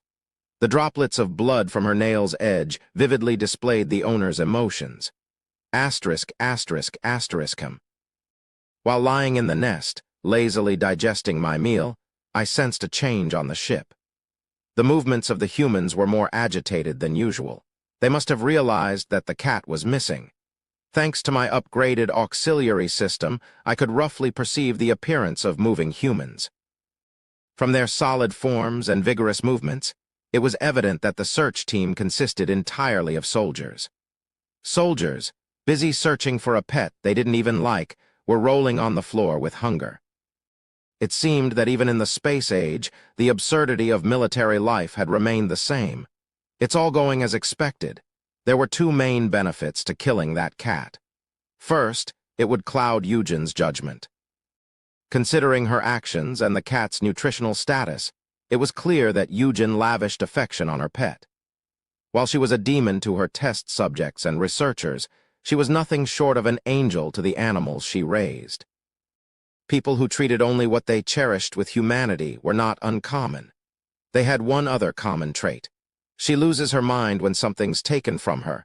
It's not that she's worried about her pet dying or being in danger. She simply gets angry at the fact that someone she doesn't know has taken what she possesses. Even if it's the most insignificant thing she owns, she'll react similarly. This emotion can be concluded as a rational possessiveness, or in simpler terms, an obsession. And those who become obsessed find it hard to stay sane. Secondly, it would sow discord between Kisaragi Eugen and the soldiers. The biggest obstacle to my assault on her was the guards. Due to the soldiers following her everywhere, surprise attacks were almost impossible. Even if I managed to eliminate her somehow, if the soldiers spotted me, the losses would outweigh the gains. So, I created an opportunity to distance her from the soldiers. The guards didn't like the cat. They were naturally upset. After all, they were forced to eat cat food, which was barely edible, as their rations. In reality, the cat was merely a pretext, and their anger was more directed at the absurdity of their social hierarchy. While being labeled as noble capital, they were being subjected to unreasonable demands. However, they feared the consequences of directly confronting Kisaragi Eugen. Owners may be terrifying, but pets aren't. In simple terms, her cat served as a kind of shield. In that situation, if the sacrificial lamb were to disappear, and they were forced to expend unnecessary effort to find the disliked entity, would the soldiers be willing to protect her as before? Not only that, Kisaragi Eugen would no longer trust the soldiers. The biggest reason for the disappearance of something she cherished was the negligence of the guards. Heh, thank you very much, cat. They probably never imagined that such a useless lump of flesh would bring about this butterfly effect. I got up from my spot. Once you've sown the seeds, harvesting is simply a matter of course. The time had come to extract Kisaragi Eugen's genetic essence. Chapter 7. What is the essence of a morph play? Space survival games ensure high freedom, but they aren't without established gameplay styles. For example, starting as a Megacorp noble capital, the conventional approach is to use initial funding to hire mercenaries or buy ships and roll the snowball. as it's optimized for using mercenaries or slaves due to racial characteristics. So, what's the conventional way of playing a morph? What sets a morph apart from other races? They are hunters, gathering enemy information in advance, laying traps, luring them, and ambushing them from behind. No matter how many genetic essences you accumulate and become stronger in the late game, the essence of a morph remains that of a hunter. Even in the late game after finishing essence farming, the same formula holds. The reason I could become the best in the game as a morph was simple. I was good at hunting. Unlike other players, I had to fight alone without party members. My physical abilities weren't better than young players. I had fewer equipment and attributes than long-time players. Yet, amidst all these unfavorable conditions, I always trampled over them. I made the genes of those whining and protesting against me my own and copied their unique traits. As trophies of my hunts piled up, my hunting expertise accumulated as well. The more foolish victims didn't give up and continued to challenge me, making me stronger. In this endless cycle, I became the most infamous predator in the world of space survival. That's why I'm now targeting a new prey. Damn, it's taking too long for the stabilization process. Keisaragi Yujin vented her anger, slamming her desk. She had been observing from above the laboratory for a while, but she hadn't noticed my presence. Her sharp instincts were dulled by anger. She wasn't alone yet. The guards were outside and the soldiers were patrolling. Damn it, she muttered irritably as she got up from her seat, which had been fiddling with the machine. She went to another laboratory and started manipulating the terminal. I didn't know what she was trying to do, but it didn't seem pleasant for the creatures inside the laboratory. Every time she passed by, the experimental subjects writhed in pain. This bastard, and that bastard too. What she was doing was not an experiment but torture for venting her anger. The laboratory was filled with silent screams. By the way, you're here too. In front of her was experiment subject 26. I could sense its unease even from here. When Keisaragi pulled out the psionium, subject 26 trembled. Was she satisfied with the fact that the subject was afraid? She smiled distortedly. This is an experiment. She injected all the psionium. Subject 26's entire body was torn apart, and its body color faded in an instant. Bubbling foam inside the test tube seemed to vividly reflect the subject's screams. After the experiment, which was nothing more than sadistic torture disguised as research, Subject 26 came back to life. Keisaragi pulled back her tongue and left the lab as it was. A woman who only chooses things she doesn't like until the end. I was about to move to track her, but experiment subject 26 sent a ripple my way. Greetings. Even in moments like this, it greeted me as usual. I didn't respond and continued on my way. There was no need for conversation between us. I intended to provide the one thing it truly needed instead: revenge. I left the lab and followed Keisaragi. She was heading for the captain's quarters, with 2 guards following closely behind her. They seemed displeased, to the point where there was no need for my auxiliary systems to confirm. Keisaragi appeared to sense this as well, but didn't say anything. The tense atmosphere escalated even further when we arrived at the captain's quarters. It's been 2 hours. What's the progress? We've just started the search. Please wait a little longer. Captain, or should I say Yusiang Samuel, are you defying the will of noble capital? The captain, Yusiang Samuel, hardened his face at her words. It looked like he was angry to anyone watching, but it was just for show. Judging by the dilation of his pupils, the sweat trickling down his neck, and the trembling of his legs inside his pants, he was clearly in a state of panic. He may be the captain of the ship, but Keisaragi is part of Megacorp's ruling class. The hierarchy is completely different, so it's natural for him to be afraid. I am the captain of this ship. Research officer, please be cautious with your words. That captain's position can be relinquished. Even if it's noble capital, we cannot tolerate abuse of power. I have the right to detain the research officer. What? You're saying you're going to detain me now? Anyone who disrupts the order on this ship can be detained at the captain's discretion. Are you insane, Yusiang Samuel? The situation was getting interesting. It seemed like there had been conflicts between them even before I started observing. Well, With the inhumane Kasaragi and the captain, who usually avoids confrontation, it might have been an expected outcome. They stared at each other for a while. In the end, Kasaragi was the one who averted her gaze. Is this somewhat expected as well? If Kasaragi makes a mistake, the fate of the ship's crew will end there. But laws are distant, and fists are close.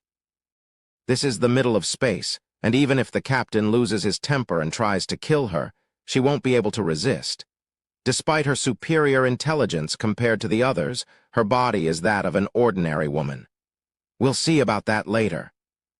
Kasaragi left the captain's quarters, grinding her teeth in frustration. As soon as she left, the captain called his aide and yelled at him to bring that damn cat right away. It must be urgent. If things continue like this, the captain is as good as dead the moment he arrives at any planet or space station. He had the audacity to threaten her with detention in front of noble capital, so there's no way around it. His only lifeline now is to find the kitten and resolve this issue. But it's already dead. After all, the captain is someone who has been put on my hit list. No matter what he does, he can't escape his fate. Afterwards, Kasaragi continued to roam the ship, making trouble wherever she went. The more the crew resented her, the better for me. When she disappears from people's sight, it will be easier for me to work. Her last destination was the restroom. She was accompanied by 2 guards. Normally, at least one guard should have accompanied her inside, but these guards had been through a lot of her bullying, so they didn't follow her. I don't know if she noticed that they were disobeying orders due to emotional reasons, or if she simply didn't like the guards. Hey, I'm going to the restroom for a bit. Coincidentally, one of the guards also left to go to the restroom. Inside the women's restroom, there was only her, and there was only one guard outside. This is my chance. There was no security equipment inside the restroom to hinder my movements. In the ventilation ducts surrounding the restroom, I prepared for the assault. I loosened 2 screws with my claws and carefully removed the grate, making sure not to make any noise. I hung it up while keeping my claws raised. She was in the middle of washing her face at the sink, and the sound of running water masked any noise I might have made. I approached her cautiously, making sure not to cast a reflection in the mirror. After finishing her face wash, she turned off the tap and brushed the water droplets from her hair. I had to get close enough to her to strike with a single leap. My 4 pairs of legs moved with extreme caution, unlike anything she had ever seen. Paralysis poison surged at the tip of my tail. Just like a cat, my body was ready to strike to finish her with a single blow. Phew! Kasaragi stared at herself in the mirror with a vacant expression. But suddenly she frowned. Oh no! Was her mind clearer after washing her face? Her senses had detected me. A distress signal from her brain was sent, spreading throughout her body. The muscles in her neck twitched in response. Within a second, her head would turn towards me. There was no more time to delay. My legs pounded against the steel floor. My body, transformed into a deadly projectile, was launched towards her. The distance between us was still considerable, but now was the time to use my wings. I had been eagerly awaiting the command to summon them, and as I gave the order, my wings unfolded wide. My body, previously losing momentum, suddenly shot upwards. Wings with the distinctive glossy luster of chitin gleamed as they vigorously flapped. The distance between us was now about 50 centimeters. I revealed the paralyzing stinger that had been concealed in my tail. Kasaraga's gaze shifted toward me. Her face contorted rapidly, overcome by a cocktail of negative emotions: surprise, revulsion, imminent danger, and fear. When people are faced with unexpected peril, they instinctively shield their faces with their hands. Her arm began to rise. As her forearm was about halfway to her face, my tail slithered through the gap. It was a flexible maneuver, disarming her defense. At its tip, a small needle pierced her carotid artery. Ah! A short cry escaped from her lips. In reality, she couldn't have screamed for long. The poison coursing through her veins paralyzed her entire body within seconds. Until the antidote takes effect, all she could do was breathe. She collapsed in front of the sink. Her prone form resembled a mannequin, a lifeless imitation. I approached her without mercy. Her quivering eyes reflected my image as I got closer. Dribbling saliva hung from the creature's mouth, resembling a head-sized extraterrestrial life form. It grew larger as it approached, revealing sharp teeth inside its mouth. What could she be thinking now? Fear of the alien being she had witnessed, anger at her situation, perhaps a fear of death. It didn't really matter. Kisaragi Yujin was going to die anyway. Snap! My teeth crushed her neck. The light went out in her eyes, and beyond the teeth I was clamping down with, I felt her breath growing shallow. Goodbye. My strong jaws snapped her neck with ease. With a simple shake of the head, her neck tore apart. Her short life had come to an end. The Megacorp's noble capital no longer existed on this ship. Only the lifeless body of the woman remained. Human blood flowed through my throat.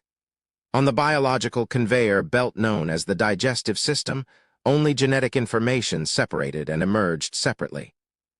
The moment the information reached my brain, I felt it.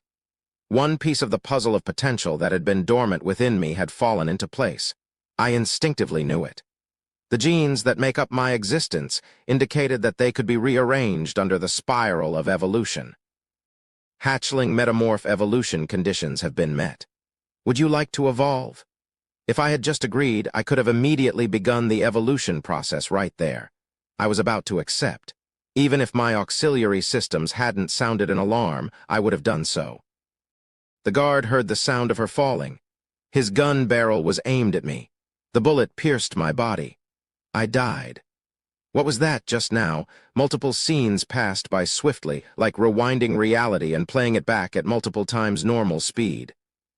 If it weren't for my heightened senses, I wouldn't have been able to perceive it properly. A predator's sense? What I had just seen was a warning of impending danger in the future. It was the predator's sense looking ahead into the future and issuing a warning. So, this is how it operates. It was like showing events that would happen in the future, similar to a movie.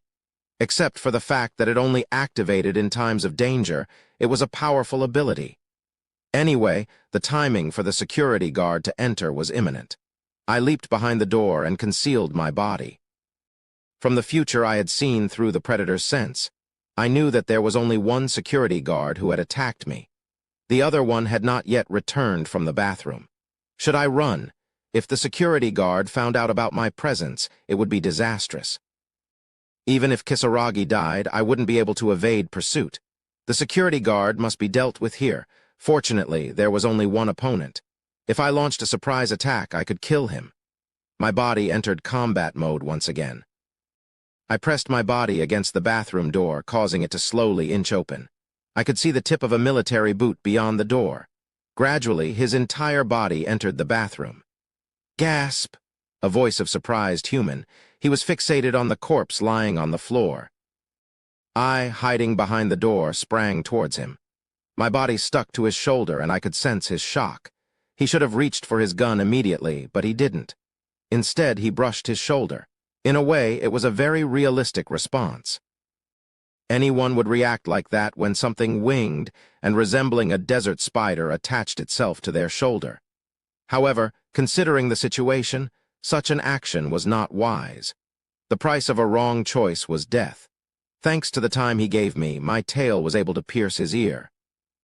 My tail, having penetrated his ear, was slowly withdrawn. He had been instantly killed by the paralytic poison injected close to his brain. As he collapsed to the floor, the bathroom door closed. Not long after Kisaragi's death, another unfamiliar security guard also met his end. Outside was quiet. No one had witnessed the deaths of the two people. I need to hurry. Soon his colleague would return. I quickly restored the grill of the ventilation duct to its original state and hastily left the bathroom. I took a winding route instead of going directly to the nest because there might be unexpected means of tracking. When I arrived at the nest, I activated the text box. Hatchling metamorph evolution conditions have been met. Would you like to evolve? The time for evolution I had been waiting for had finally come. After one last look around, I accepted. Mucus for evolution flowed from my body like water. It poured out in such quantities that it encased my entire body. The liquid solidified into a hard shell, layer by layer. If someone were to see me now, they would probably think I was inside some kind of cocoon. It's strange. Inside the cocoon, there was a peculiar sensation that was hard to put into words. To describe it somehow, it was a feeling of being different. A sense that I was becoming an entirely different being. Inside the cocoon, the secretions were reassembling me into something foreign. If I had memories from my fetal stage, this might be what it feels like. If I could perceive the process of my mother's womb creating my existence, it would surely feel something like this. I wanted to open my eyes and see for myself, but it was impossible. Since entering the cocoon, I had completely lost control over my body. The sensation I'm feeling, is it rooted in physical sensation, or does it stem from something like my spiritual existence, perceiving the changes in my body? I don't know. I guess I'll have to think about it. Let's wait patiently. I've done everything I can. I decided to rest in this cozy cocoon until the evolution is complete. Asterisk, asterisk, asterisk above the cooling room in the ventilation duct. It was a place that until recently had been filled with contaminated air and disgusting fluids pouring out of spores. It had been a space full of impure humidity, but now it was so dry that it was hard to imagine its previous state. All the spores had dried up, and the mucus tendrils that had clung to the walls like spider webs had withered like dry branches. In the midst of the ruined nest, there was a cocoon about the size of a young boy. Despite the cold air rising from the cooling room, the surface of the cocoon was rough, like desertified soil. It seemed to be absorbing the moisture from its surroundings. Then, the cocoon shook. Something was moving inside, trying to come out. After a few more shakes, a crack appeared on the surface of the cocoon. The shell fell to the ground, and something black emerged from the inside. It was an alien form, covered in black chitinous exoskeleton, resembling a human arm. At the end of the arm were 4 long fingers, reminiscent of the talons of a bird of prey. Starting with the first arm that protruded, several more arms emerged from the cocoon, breaking through the shell. Finally, the entire cocoon was discarded, revealing its true form. With 4 long arms, 2 smaller arms near its chest, thick and sturdy legs, and a long tail that was about 1.5 times the size of its body, it opened its eyes. With shining ashen eyes, it looked down at its body. GR. It seemed to smile contentedly. Chapter 8. The airship's conference room. This is where the senior leadership of the ship gathers for meetings when something important comes up. Life inside the ship is usually static, so when something important happens, it undoubtedly means a serious problem. Everyone in this room was aware of that, but no one could have imagined that a nuclear bomb would go off. What should we do? The one asking the question was the chief medical officer responsible for the crew's health. His gaze was directed toward the empty chair. In any other seat, perhaps, but that one should never remain empty. The empty chair belonged to the chief research officer. Damn it, I don't know. Samuel muttered a curse, but no one in the room pointed it out because they all felt the same way. Samuel splashed his face with cold water. It was bewildering to think about how to handle this situation. He wanted to take drugs or get beaten to forget everything, but Samuel was the captain of this ship. Everyone was waiting for him to say something. Have you identified the cause? When I looked with my naked eye, it seemed the research officer was attacked and killed. It looks like she was slashed with a small saw, but we'll need a detailed examination to be sure. A detailed examination? Does that mean an autopsy? In response to Samuel's question, the medical officer nodded. They both knew that the word autopsy had been mentioned, but it was impossible to carry out an autopsy on the noble capital. Regardless of the family, the noble capital did not like anyone touching a corpse. They were people who cherished their own bodies and did treat others' bodies as playthings. If even the slightest trace of a scalpel were found on the corpse, the noble capital would not leave the medical officer, who led the autopsy, alone. Security officer. How far has the suspect search progressed? We've checked all the surveillance cameras on board, but there was nothing unusual. The primary suspect, the security guard, is currently being interrogated. Do you think he's the culprit? Based on the information we have so far, it's unlikely. Report as soon as the search results come in. The most important person on the ship had died, and the culprit was unknown. Samuel barely suppressed the urge to abandon the ship and run away. He knew what had become of the researcher who didn't listen to Kisarage's words. The researcher had his brain extracted while still alive and became an experimental subject. A promising talent had suddenly become nothing more than a brain floating in a test tube. The same fate awaited anyone who didn't listen.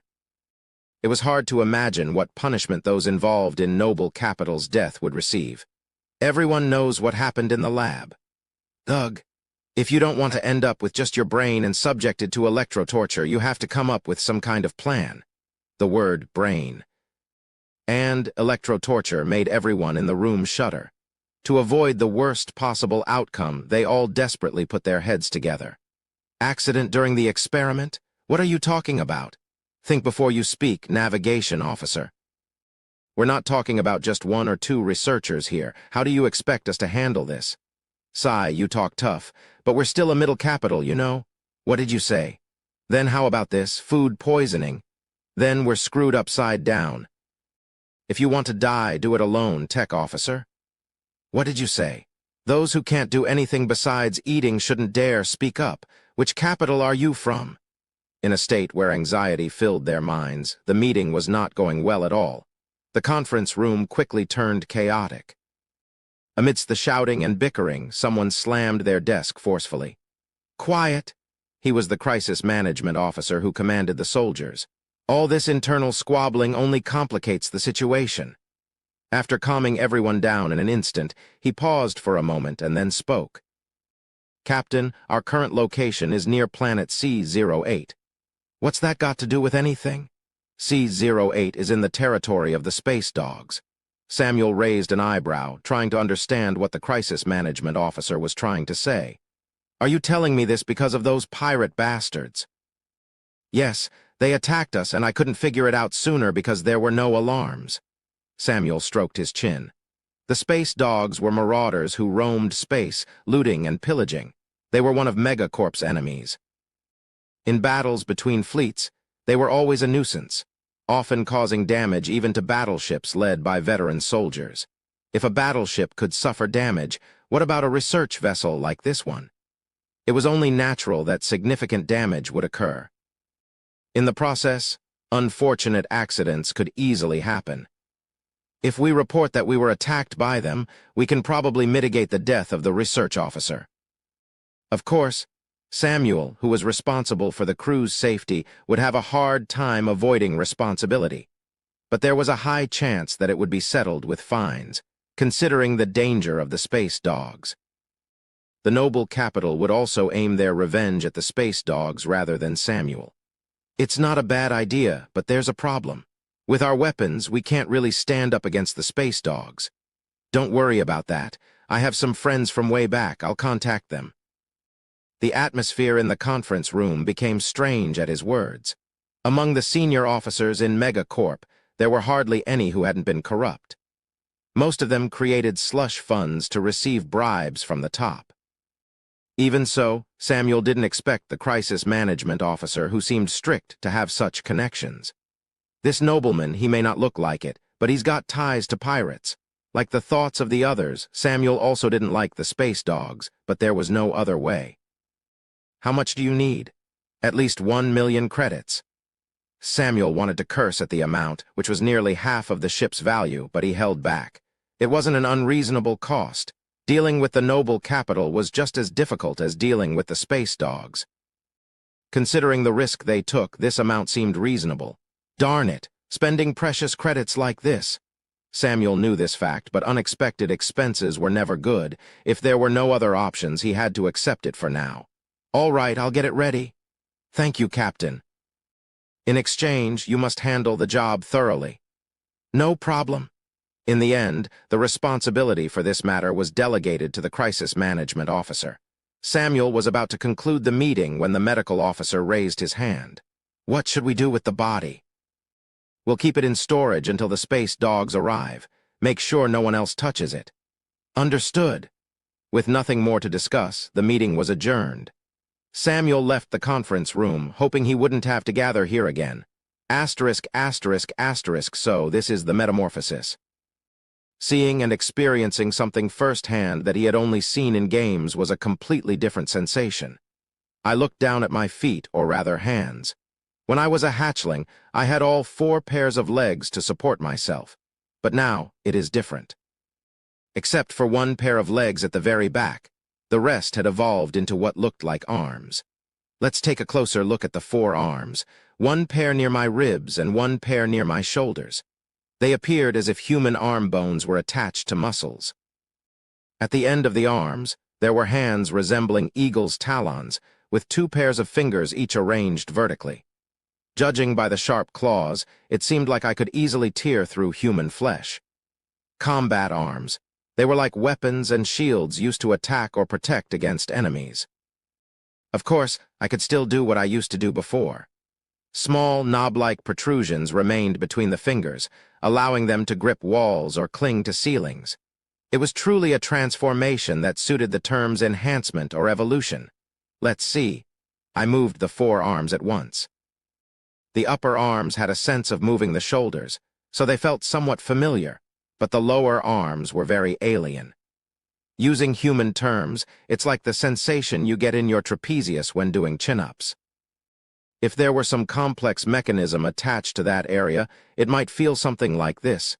It's a fresh sensation. The initial awkwardness was brief, and since it was my own body after a few movements, I began to get the hang of it. Battle arms are set. Next is this little guy. There were small arms around my chest area. If we consider only their length, they were shorter than the legs during the hatchling stage. Their hands were different from the battle arms, having thumbs like those of primates. They seemed to be here for delicate tasks. Based on the presence of thumbs, the smaller arms seemed to handle intricate tasks such as operating computers or terminals, using weapons and tools, among other things. But the changes didn't stop at the arms. My previous reptilian-like body, which moved on land, had evolved into a bipedal form. In accordance with the change in body structure, the outer covering that had encased my back and abdomen had evolved into an armor-like exoskeleton. Around my chest and below the waist, human-like pelvis and digitigrade legs had emerged. These legs were thicker than the arms and had highly developed musculature.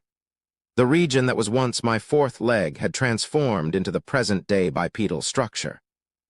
The tail, which had been at my tailbone, had become long and thick, much like a dinosaur's tail. This change likely happened to maintain balance. Together with the tail, the stinger had also grown larger, reaching almost the size of a short sword. I've grown quite a bit in size. When standing, I was just under 1 meter in height. Judging by the length, including the tail, it was almost 2 meters in total. It was a tremendous growth compared to before. Now that I've become a metamorph, I need to change my strategy. Until now, avoiding the enemy's gaze had been the key to survival. But now, things are different. The emphasis on hunting and survival had nearly reached a 50-50 balance. Now that survival is more or less sorted, it's time to think about what's next. Although I planned to loot all the genetic essence within the ship, I needed to plan ahead. What would be my goal moving forward? Race. Unidentified aggressive space morph status. Metamorph objective. Survive first evolution successful special traits.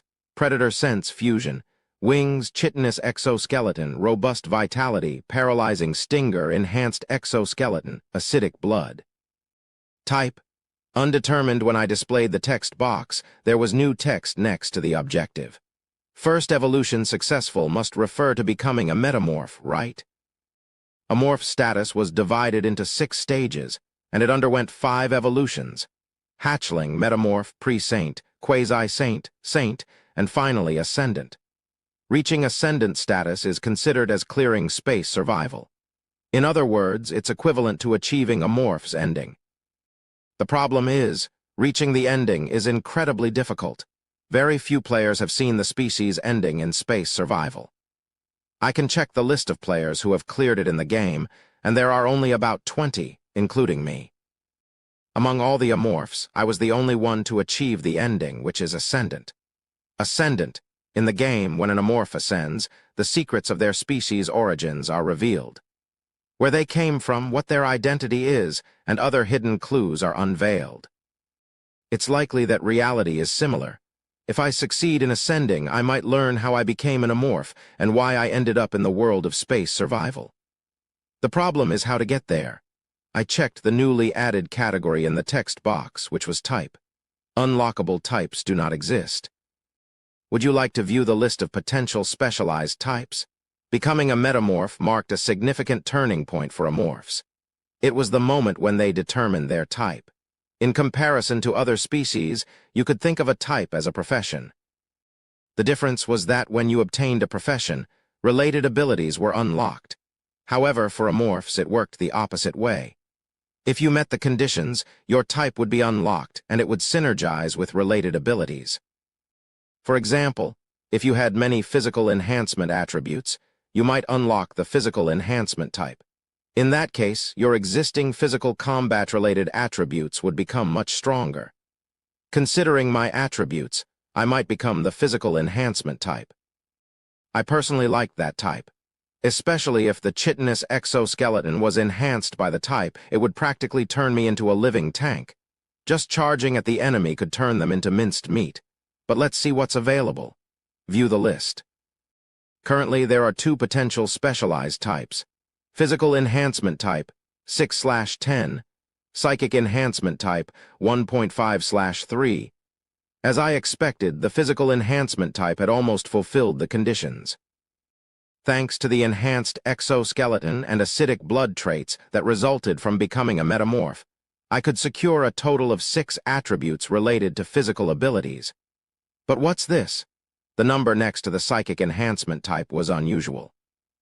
One has to be the predator senses, but what's the 0.54?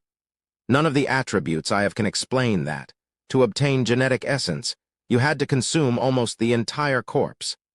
Judging by the 0.5 designation, it was probably due to leftovers or failed acquisitions for some reason. I recalled the things I had eaten so far. Spiders, cockroaches, cat. Among them, there was no creature capable of having psychic abilities. I never left any leftovers before, I remembered. Keisaragi Yujin. She was the only one I left behind. I noticed she had a strong 6th sense. Could it be because of psychic powers in the game? While individuals with psychic powers were rare among humans in Megacorp, they were not non-existent. Perhaps she had latent abilities she herself was unaware of. I definitely have to consume psychic powers.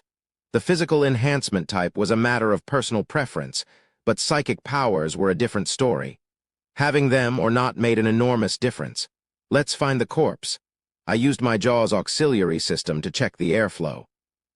Considering the temperature, humidity, and the condition of the dried-up nest, I estimated that I had been in the repair state for about a day. By now, post-mortem rigidity should be in progress, and I needed to consume the body quickly before it began to decay. The more damage to the corpse, the harder it would be for me to acquire the genetic essence intact. Let's start with the corpse. I decided to leave the nest recovery for later and prioritize obtaining the traits. I exited the refrigeration room. The first place to go is the bathroom. There should be traces of where Keisaragi went in that direction. I followed those. As I headed toward the bathroom, I found myself detouring into the hallway. There were areas where I couldn't navigate with my enlarged body. Maybe it's because it's nighttime, but there's no one around. The auxiliary systems that had grown to tentacle-like proportions were not just longer, but had also become more intricate. Although the range hadn't expanded, they had become more detailed. No human presence was detected within a 50-meter radius. The only movement was the mumbling of people sleeping soundly in their beds in the bedrooms. Beyond a fork in the hallway, my auxiliary systems alerted me that guards were stationed in front of the bathroom. I could sense the vibrations in the air they created with their yawning. The guards who had been on duty all night showed signs of fatigue. Not the right time now. The fact that the enemy's condition wasn't normal was an advantage for me, but their numbers were too many. Besides, I had already traced the traces of the corpse. I decided to save dinner for later and moved in a different direction. I continued down the corridor, following the traces. Except for the hallway in front of key facilities, There were no surveillance cameras, so I could proceed without being monitored. As I walked, I entered an area where the ventilation duct expanded. I crawled up toward the ceiling. Even as the location changed, my senses didn't miss the scent of the body. While I was crawling, the smell of meat wafted up from below. The mortuary. The place where the deceased were laid to rest. The space where the dead found their final peace was right below me. Chapter 9. It's an era where life isn't valued. Nowadays, no one feels repulsed by purchasing human lives with money. The interesting thing is that even in such a dystopian society, we still have a culture that honors the dead. They're preserving these bodies that could simply be discarded into space like this. In the mortuary, 2 bodies I created are laid to rest. If there were no guardians, I would have gone down and devoured them right away. 3 outside, 1 inside. Perhaps because 2 people have died, the armament of the guards outside wasn't ordinary. All 3 of them were in reinforced suits. Alone, I could have taken them on, but 3 would be too much.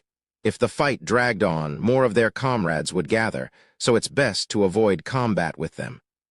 The person inside is a civilian. Seeing the smell of disinfectant and formaldehyde emanating from the body, it seemed that the opponent was a doctor. He had earphones plugged into his ears and was listening to music.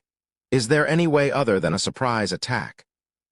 The problem was that the doctor's face was facing the direction of the ventilation ducts. No matter how much he was blocking his ears, if I went down like this, I would be caught immediately. I need to divert his attention. Disrupting prey is also a basic hunting tactic. Luckily, I had just learned a new ability, so I should try using it. First, I moved to a different spot. The doctor's vision didn't reach there. With my forearm, I lightly scraped a forearm where the doctor's sight couldn't reach. Black blood oozed out from the thin wound. Droplets of blood fell onto the alloy plate, and the alloy plate emitted a pungent smoke. The acidic blood trait. It's one of the abilities I acquired automatically when I evolved into a metamorph form. It's a trait that damages nearby enemies by acidifying blood. Both the enhanced exoskeleton and acidic blood may seem defensive, but the true value of this trait lies elsewhere. It's useful for infiltration and armor destruction. It's stronger in acidity than chemical weapons, so it can easily dissolve alloy structures. It can be used to melt the enemy's armor at the beginning of the battle or to infiltrate the enemy's base or spaceship. What's that smell? The doctor reacted to the pungent gas emitted by the melting ceiling. He pinched his nose and turned his head repeatedly. Why is that? His gaze reached the ceiling with holes. The acidic liquid was now melting even the stainless steel cart. The doctor stood up from his seat and approached the melting cart. The fruit was ripe enough. It had to be harvested before it rotted. I opened the ventilation duct and jumped down. Due to the smell and his earphones, the doctor couldn't perceive my movements. Landing gracefully on the floor, I slowly got up. Acid solution? Where is it leaking from? Realizing that the smell was toxic gas, the doctor quickly covered his mouth and nose with his coat. While he was staring up at the messed-up ceiling, I got closer and closer to him. Security! Ugh! When he turned around, I was right in front of him. Although he was taller than me, he couldn't feel the difference at all. He was overwhelmed by my appearance. A chitinous exoskeleton that shone as black as the abyss of space. 4 gigantic arms long enough to touch the ground when extended and thick, powerful legs. A tail so strong it could penetrate through alloys. Jaws powerful enough to crush human bones as if they were nothing. Before him stood a creature that seemed to have emerged from the depths of a nightmare, a profound and eerie terror. The creature's mouth opened, independent of its will. He could feel air rising from the lungs, attempting to rush through the vocal cords as if it wanted to escape.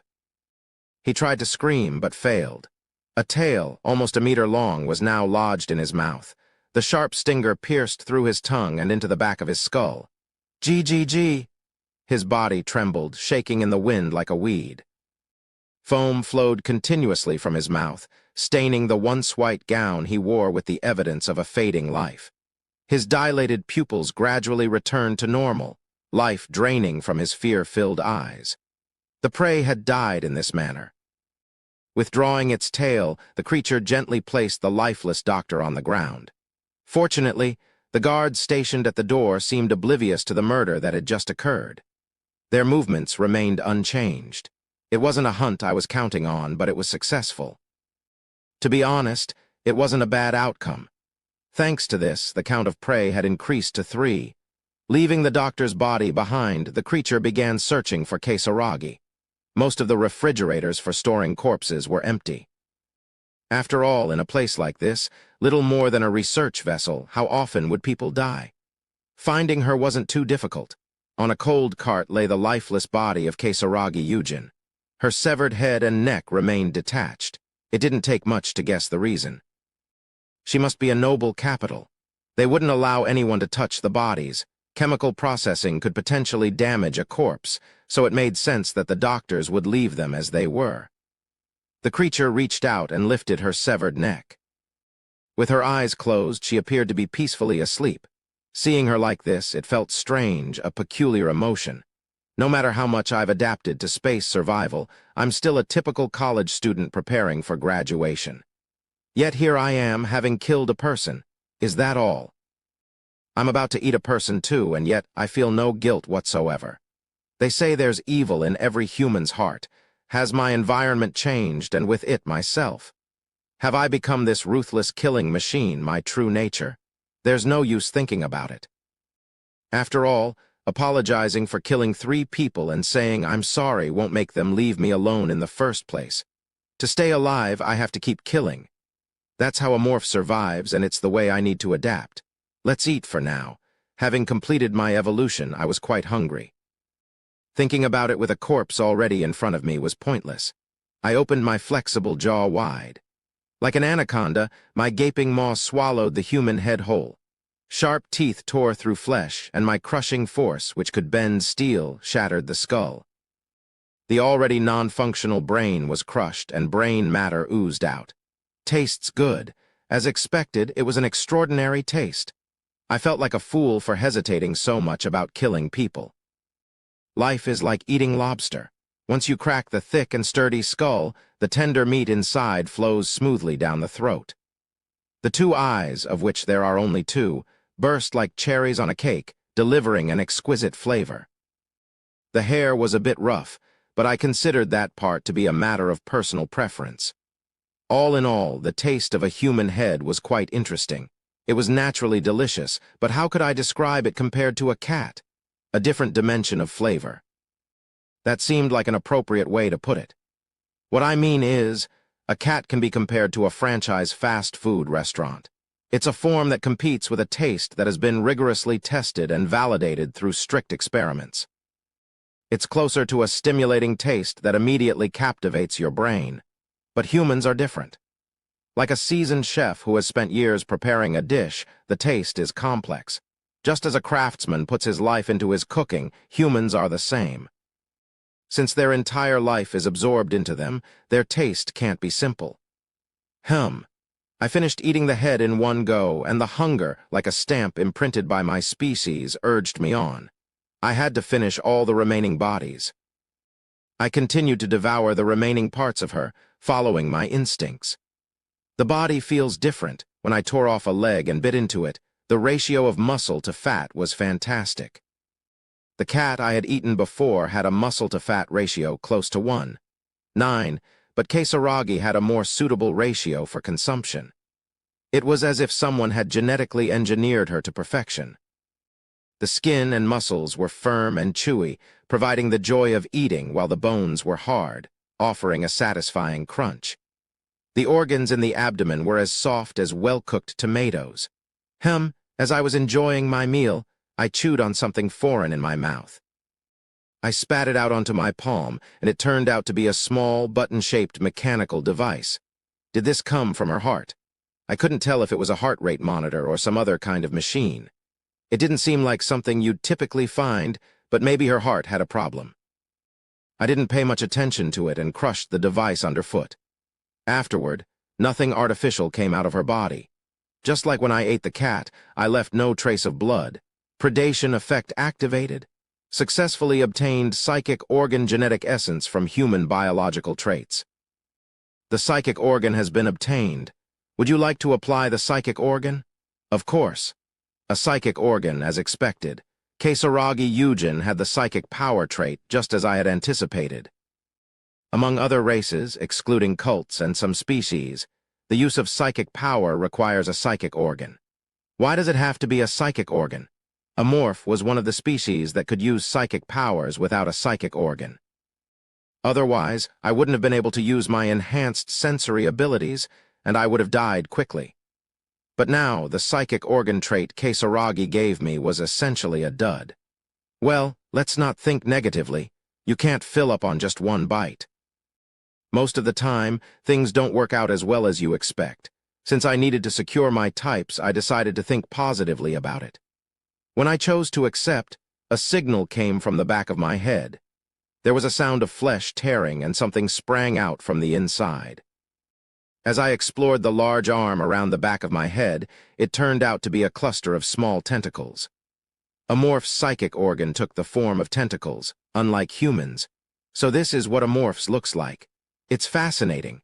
Even when playing the game, I had never obtained a psychic organ. It was a rule not to collect unnecessary traits. Who knows, though? You never know what might happen in this world. Maybe the psychic organ would luckily fuse with other traits to become useful, considering the precedent of the predator sense. After fiddling with the tentacles for a moment, I decided to focus on my dinner again. When I opened the compartment where Kasaragi was stored, there was the body of a security guard. He had died protecting Kasaragi, and now he was my dinner. I pulled out the body and took a big bite. Ugh. The taste of the security guard was subtle. It wasn't that it tasted bad or anything, but it was just plain delicious compared to Kasaragi, who had the taste of a cat with rich juices flowing. I wasn't sure why there was such a difference, but I decided to appreciate it for its energy supply. The abundance of muscles might have contributed to the enjoyable chewing sensation, making it feel like I was eating intestines. While I was eating the security guard, I heard a noise from outside. The battered auxiliary device wriggled and decoded what was happening outside. The security guard is changing shifts. There didn't seem to be many reinforced suits on board the ship, so the guards were passing them to the newcomers. I had obtained valuable information that there were few reinforced suits available, but a problem arose. The doctor will change shifts too. Right, it had been about 40 minutes since I started eating Kasaragi. If someone came in to change shifts, they would surely notice that the doctor was missing. Soldiers were standing outside, and someone was disappearing inside. It was suspicious by anyone's standards. We are in the age of space travel now. In a world where there were as many unknown extraterrestrial beings as there were stars in the sky, how would people react to this situation? They'll probably think there's a monster in the same space as them. It wasn't desirable for people to be suspicious. If someone thought they were being targeted, their natural instinct would be to heighten their guard. I'm not strong enough to engage in a full-scale battle with the enemy yet. Until I became stronger, suspicion should fall on the other crew members, not me. As I contemplated the doctor's body, a cart entered my field of view. Smoke was rising from the cart, which was now unrecognizable due to the corrosive blood. Smoke. Coincidentally, I was in the mortuary, where various chemicals, including embalming agents, were stored. Suddenly, an interesting idea came to mind. It was a very useful method to not only survive but also torment the crew members while overcoming my crisis. Chapter 10. Officially, Megacorp doesn't have a capital city. The entire nation has been corporatized, replacing all terms with words used by companies. For example, the Space Marines are referred to as the Crisis Management Team, and the department overseeing various industries is called the Resource Management Team. Even though they don't use the term capital, there is a place that could be called the center of Megacorp, and that place is Earth. They refer to it as their headquarters. On that Earth, the heart of Megacorp was established. 5 corporations had contributed to the founding of Megacorp, and they were the kings of Earth. Among these 5 major families, the Yujin family, which had its roots in what was once called East Asia, stood out. Yujin Agriculture, which started as a small business in South Korea, never forgot its origins, even after becoming a giant corporation that dominated the galaxy. The ancient capital of a country that no longer existed had become the Eugen family's mansion. It wasn't a metaphor. The entire city had become the residence of the Eugen family. Inside the gigantic dome-shaped mansion, there were maglev trains and small aircraft for transportation, and even an artificial sun for the internal ecosystem. Compared to other planets, this place was ahead by about a century. Here, millions of tools served the members of the Eugen family and attended to their needs. Amidst all the high-tech marvels, there was an old cabin and a garden. This was the residence of the head of the Eugen family, Akira Eugen. Akira Eugen, the Sun King of the solar system, had served as Megacorp's CEO 3 times in a row. Despite being over 200 years old, thanks to genetic modification treatments, he looked no older than middle age. 2 men in suits stood near the garden. One was an elderly man with white, combed-back hair, and the other was a younger man. They had been waiting here for an hour already. Though there might have been some discontent, they remained silent. Dogs don't bark until their owner commands them. They waited for Akira to finish his business. Akira, who had been working the fields with a hoe, finally stood up. "You've waited a long time. Come here." In response to Akira's words, the younger man approached him. "What's the matter?" "It's about the young lady." "Young lady." Akira raised an eyebrow. The man added a few more words. "It's Miss Kisaragi." "Oh, the 3rd daughter." Only then did Akira remember, and he smiled as if he had just recalled something. The corners of the old man's eyes, who had been silently observing, twitched slightly. "Right, what about Kisaragi?" "The young lady's signal device has been destroyed." The meaning of those words was clear. Kisaragi Eugen was dead. Akira frowned at those words. "That can't be. I never assigned anything burdensome to Kisaragi." The last signal came from C-08. "It's space dog territory." Listening to the man's words, Akira nodded and raised the hoe he had been holding. He then brought it down on the man's head. The man with the hoe stuck in his head couldn't even scream and slumped down. Akira didn't stop there. He pulled the hoe out and continued to strike the man's face. The sound of flesh being mashed filled the garden. With blood and brain matter on his face and hands, Akira tossed the hoe onto the corpse. "Dispose of it." "Yes." The old man flicked his fingers as if this wasn't an uncommon occurrence. At that moment, 2 men in black suits entered the garden from outside, picked up the body, and swiftly disappeared. "The hoe is rather useless. Our most important tools are the people. You know that, right?" "Yes, I will be cautious." "Good." The reason the man died was simple. Akira answered unasked questions twice. 10 billion credits have been spent on raising Kisaragi. That's an amount comparable to the development cost of a new battleship. Even genetic modification treatments were performed on her frail body. Do you think pirates or the like would be able to touch her? Akira took a towel from his pocket and wiped his face. I wonder who would dare harm the heir of the Eugen family. Kisaragi's ship. Was the captain Yusiang Samuel? Yes. Then it's closer to Saturn, right? That's where the Samuel family has influence. The Samuels were a primate capital that held sway over Mars. While they couldn't compete with the noble capitals, they still vied for the position of Megacorp's rulers. Then, could it be Eden's plan? No, Eden's heir is a coward. He doesn't have the courage to challenge the Eugen family like that. The heir he mentioned is the current head of the Eden family, known in society as the Tiger of Mars. He was considered a lesser figure compared to Akira, who held such an imposing presence. The butler was aware of the fact that while the head of the Eden family was assassinated twice, Akira assumed the role of the Eugen family's master. Therefore, the butler could confidently assert that the old man before him had the right to make such a statement. If it's not Eden, then who could it be? Ah, well, what do you think? I think it might have been T and Sitakes doing, the butler replied promptly. Akira seemed to like this response, and his eyes crescented in approval. Haha, we seem to be on the same page. T and C and Eden may seem to be at odds over Jupiter's dominion, but they are secretly working together.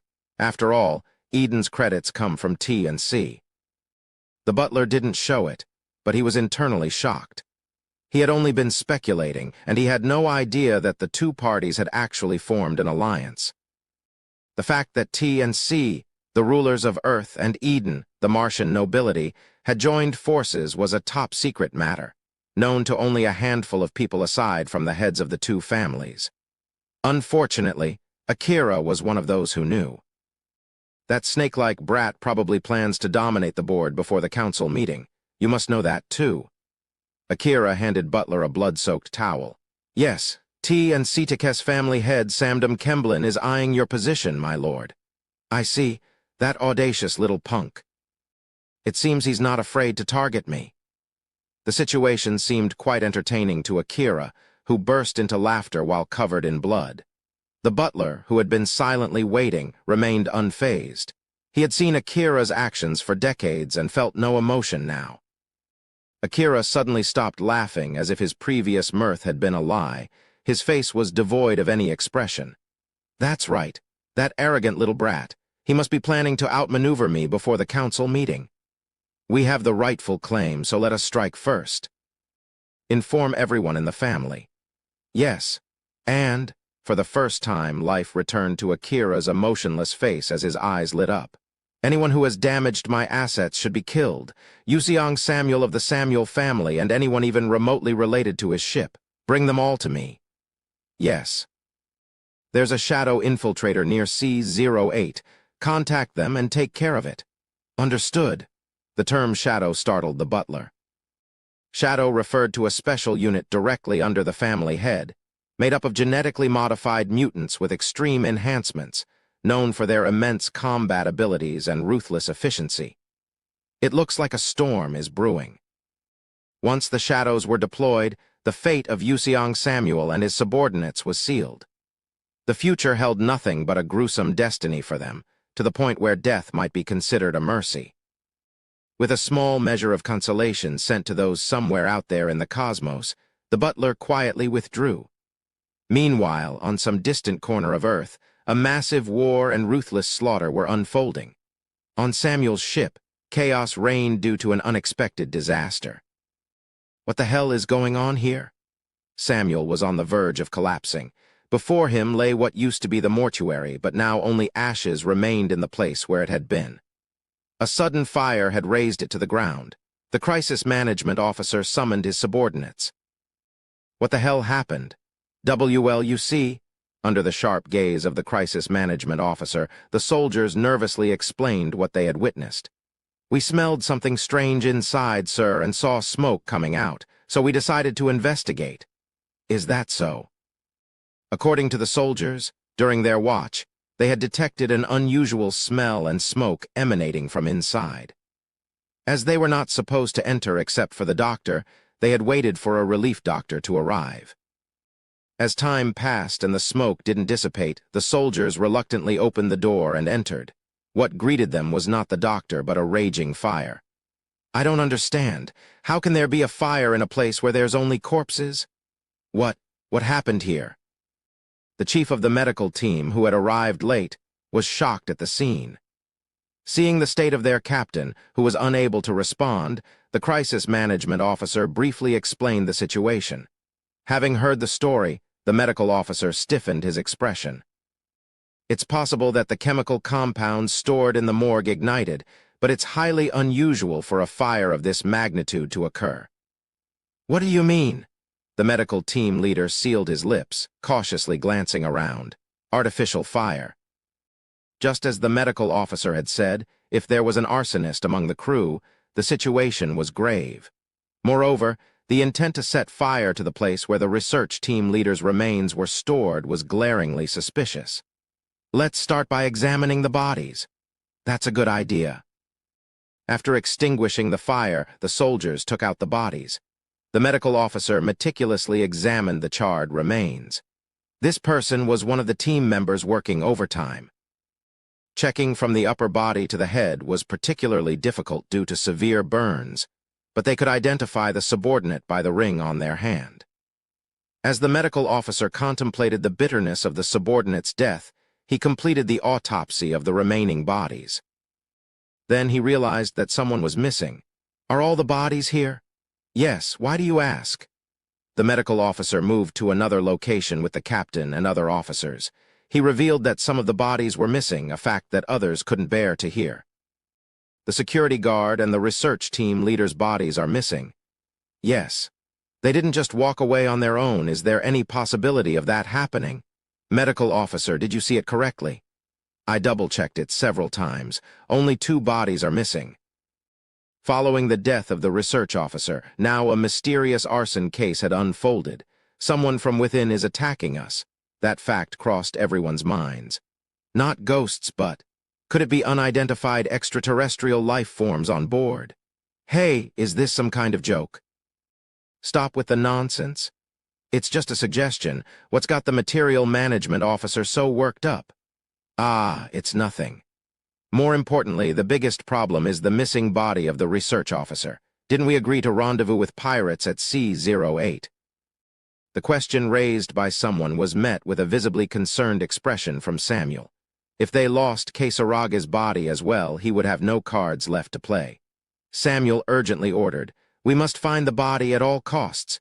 Do you understand? Shouldn't we focus on finding the culprit first?" Damn it. This isn't just my problem. If you're worried about Noble Capital's retaliation, then cooperate as much as possible. Samuel's words were correct. Kisaragi Eugen's death was inevitable, but not being able to secure the body left no room for excuses. At the very least, they had to keep the body intact, or else a future more dreadful than death awaited them. Crisis Management Officer. Yes, Captain. Did you try contacting them? Yes, as soon as the meeting ended. Damn it, let's not talk about this. Just make sure the body is transferred properly. Are you sure? If we've found it and can't figure out how to handle it, that's also a problem.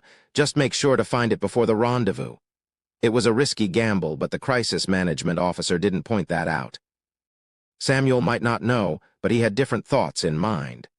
Like an assassin concealing a dagger in their bosom, he nodded with an emotionless face.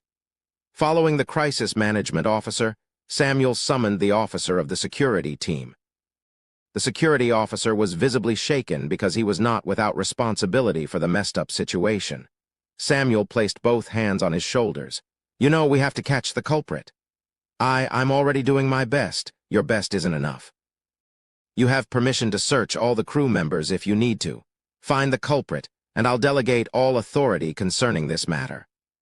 Although the captain offered to transfer all authority, the security officer's expression remained grim.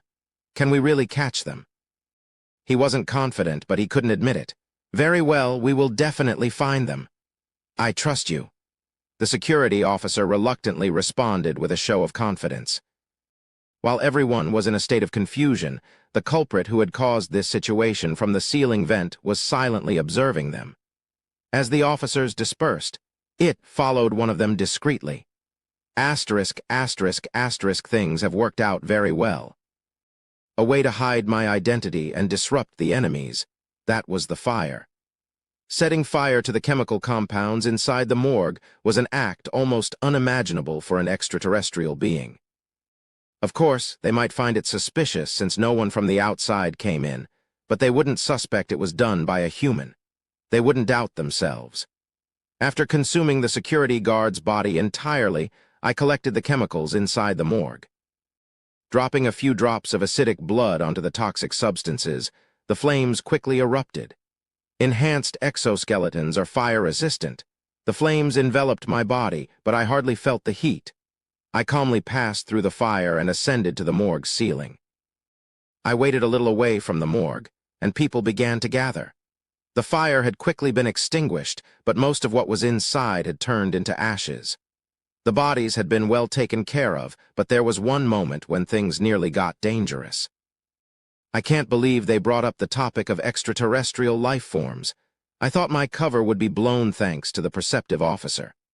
But it got buried thanks to the material management officer's outrage. After that, the captain and the officers kept pouring out important information, not realizing I was listening. Pirates, huh?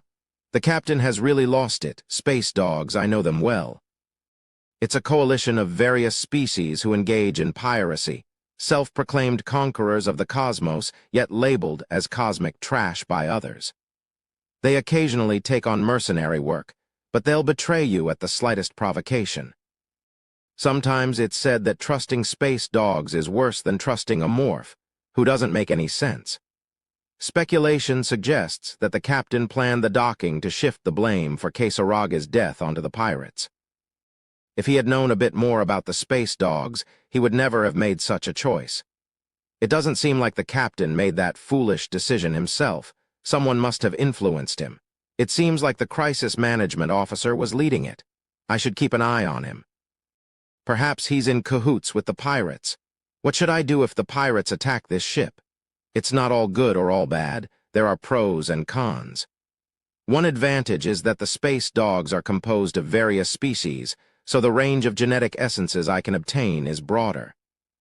If the pirates were to raid the research ship, I could easily acquire various genetic essences. The downside is that the genetic essences I can obtain from the research ship will be reduced. I don't know how many people are on the pirate side, but from what I've seen, the chances of this research ship winning are slim. Even the soldiers on guard are in a situation where they've had to put on their reinforced suits, so they won't be able to defeat the pirates, who are treating looting and fighting as if they were eating. Most of the crew will die in battle, and then my intake of genetic essences will decrease. Let's put this part on hold. I'll probably need to assess the pirates' level before making a judgment. While lost in thought, the meeting ended. Everyone went back to their tasks, but my super senses detected something unusual. That person. The material management officer, who strongly denied my presence, seemed off in some way. He appeared fine on the outside, but something was amiss inside. His heartbeat was faster than the others, and cold sweat dripped from the hidden areas of his clothing. These were typical symptoms of nervousness. Why was he so nervous? He couldn't possibly have anything to do with this situation. I was initially going to return to my nest, but I became intrigued. I followed behind the material management officer. Even as he walked, he constantly glanced behind him. Why would he react like that unless he's hiding something? He continued to walk cautiously, and then he stopped in front of the cargo hold.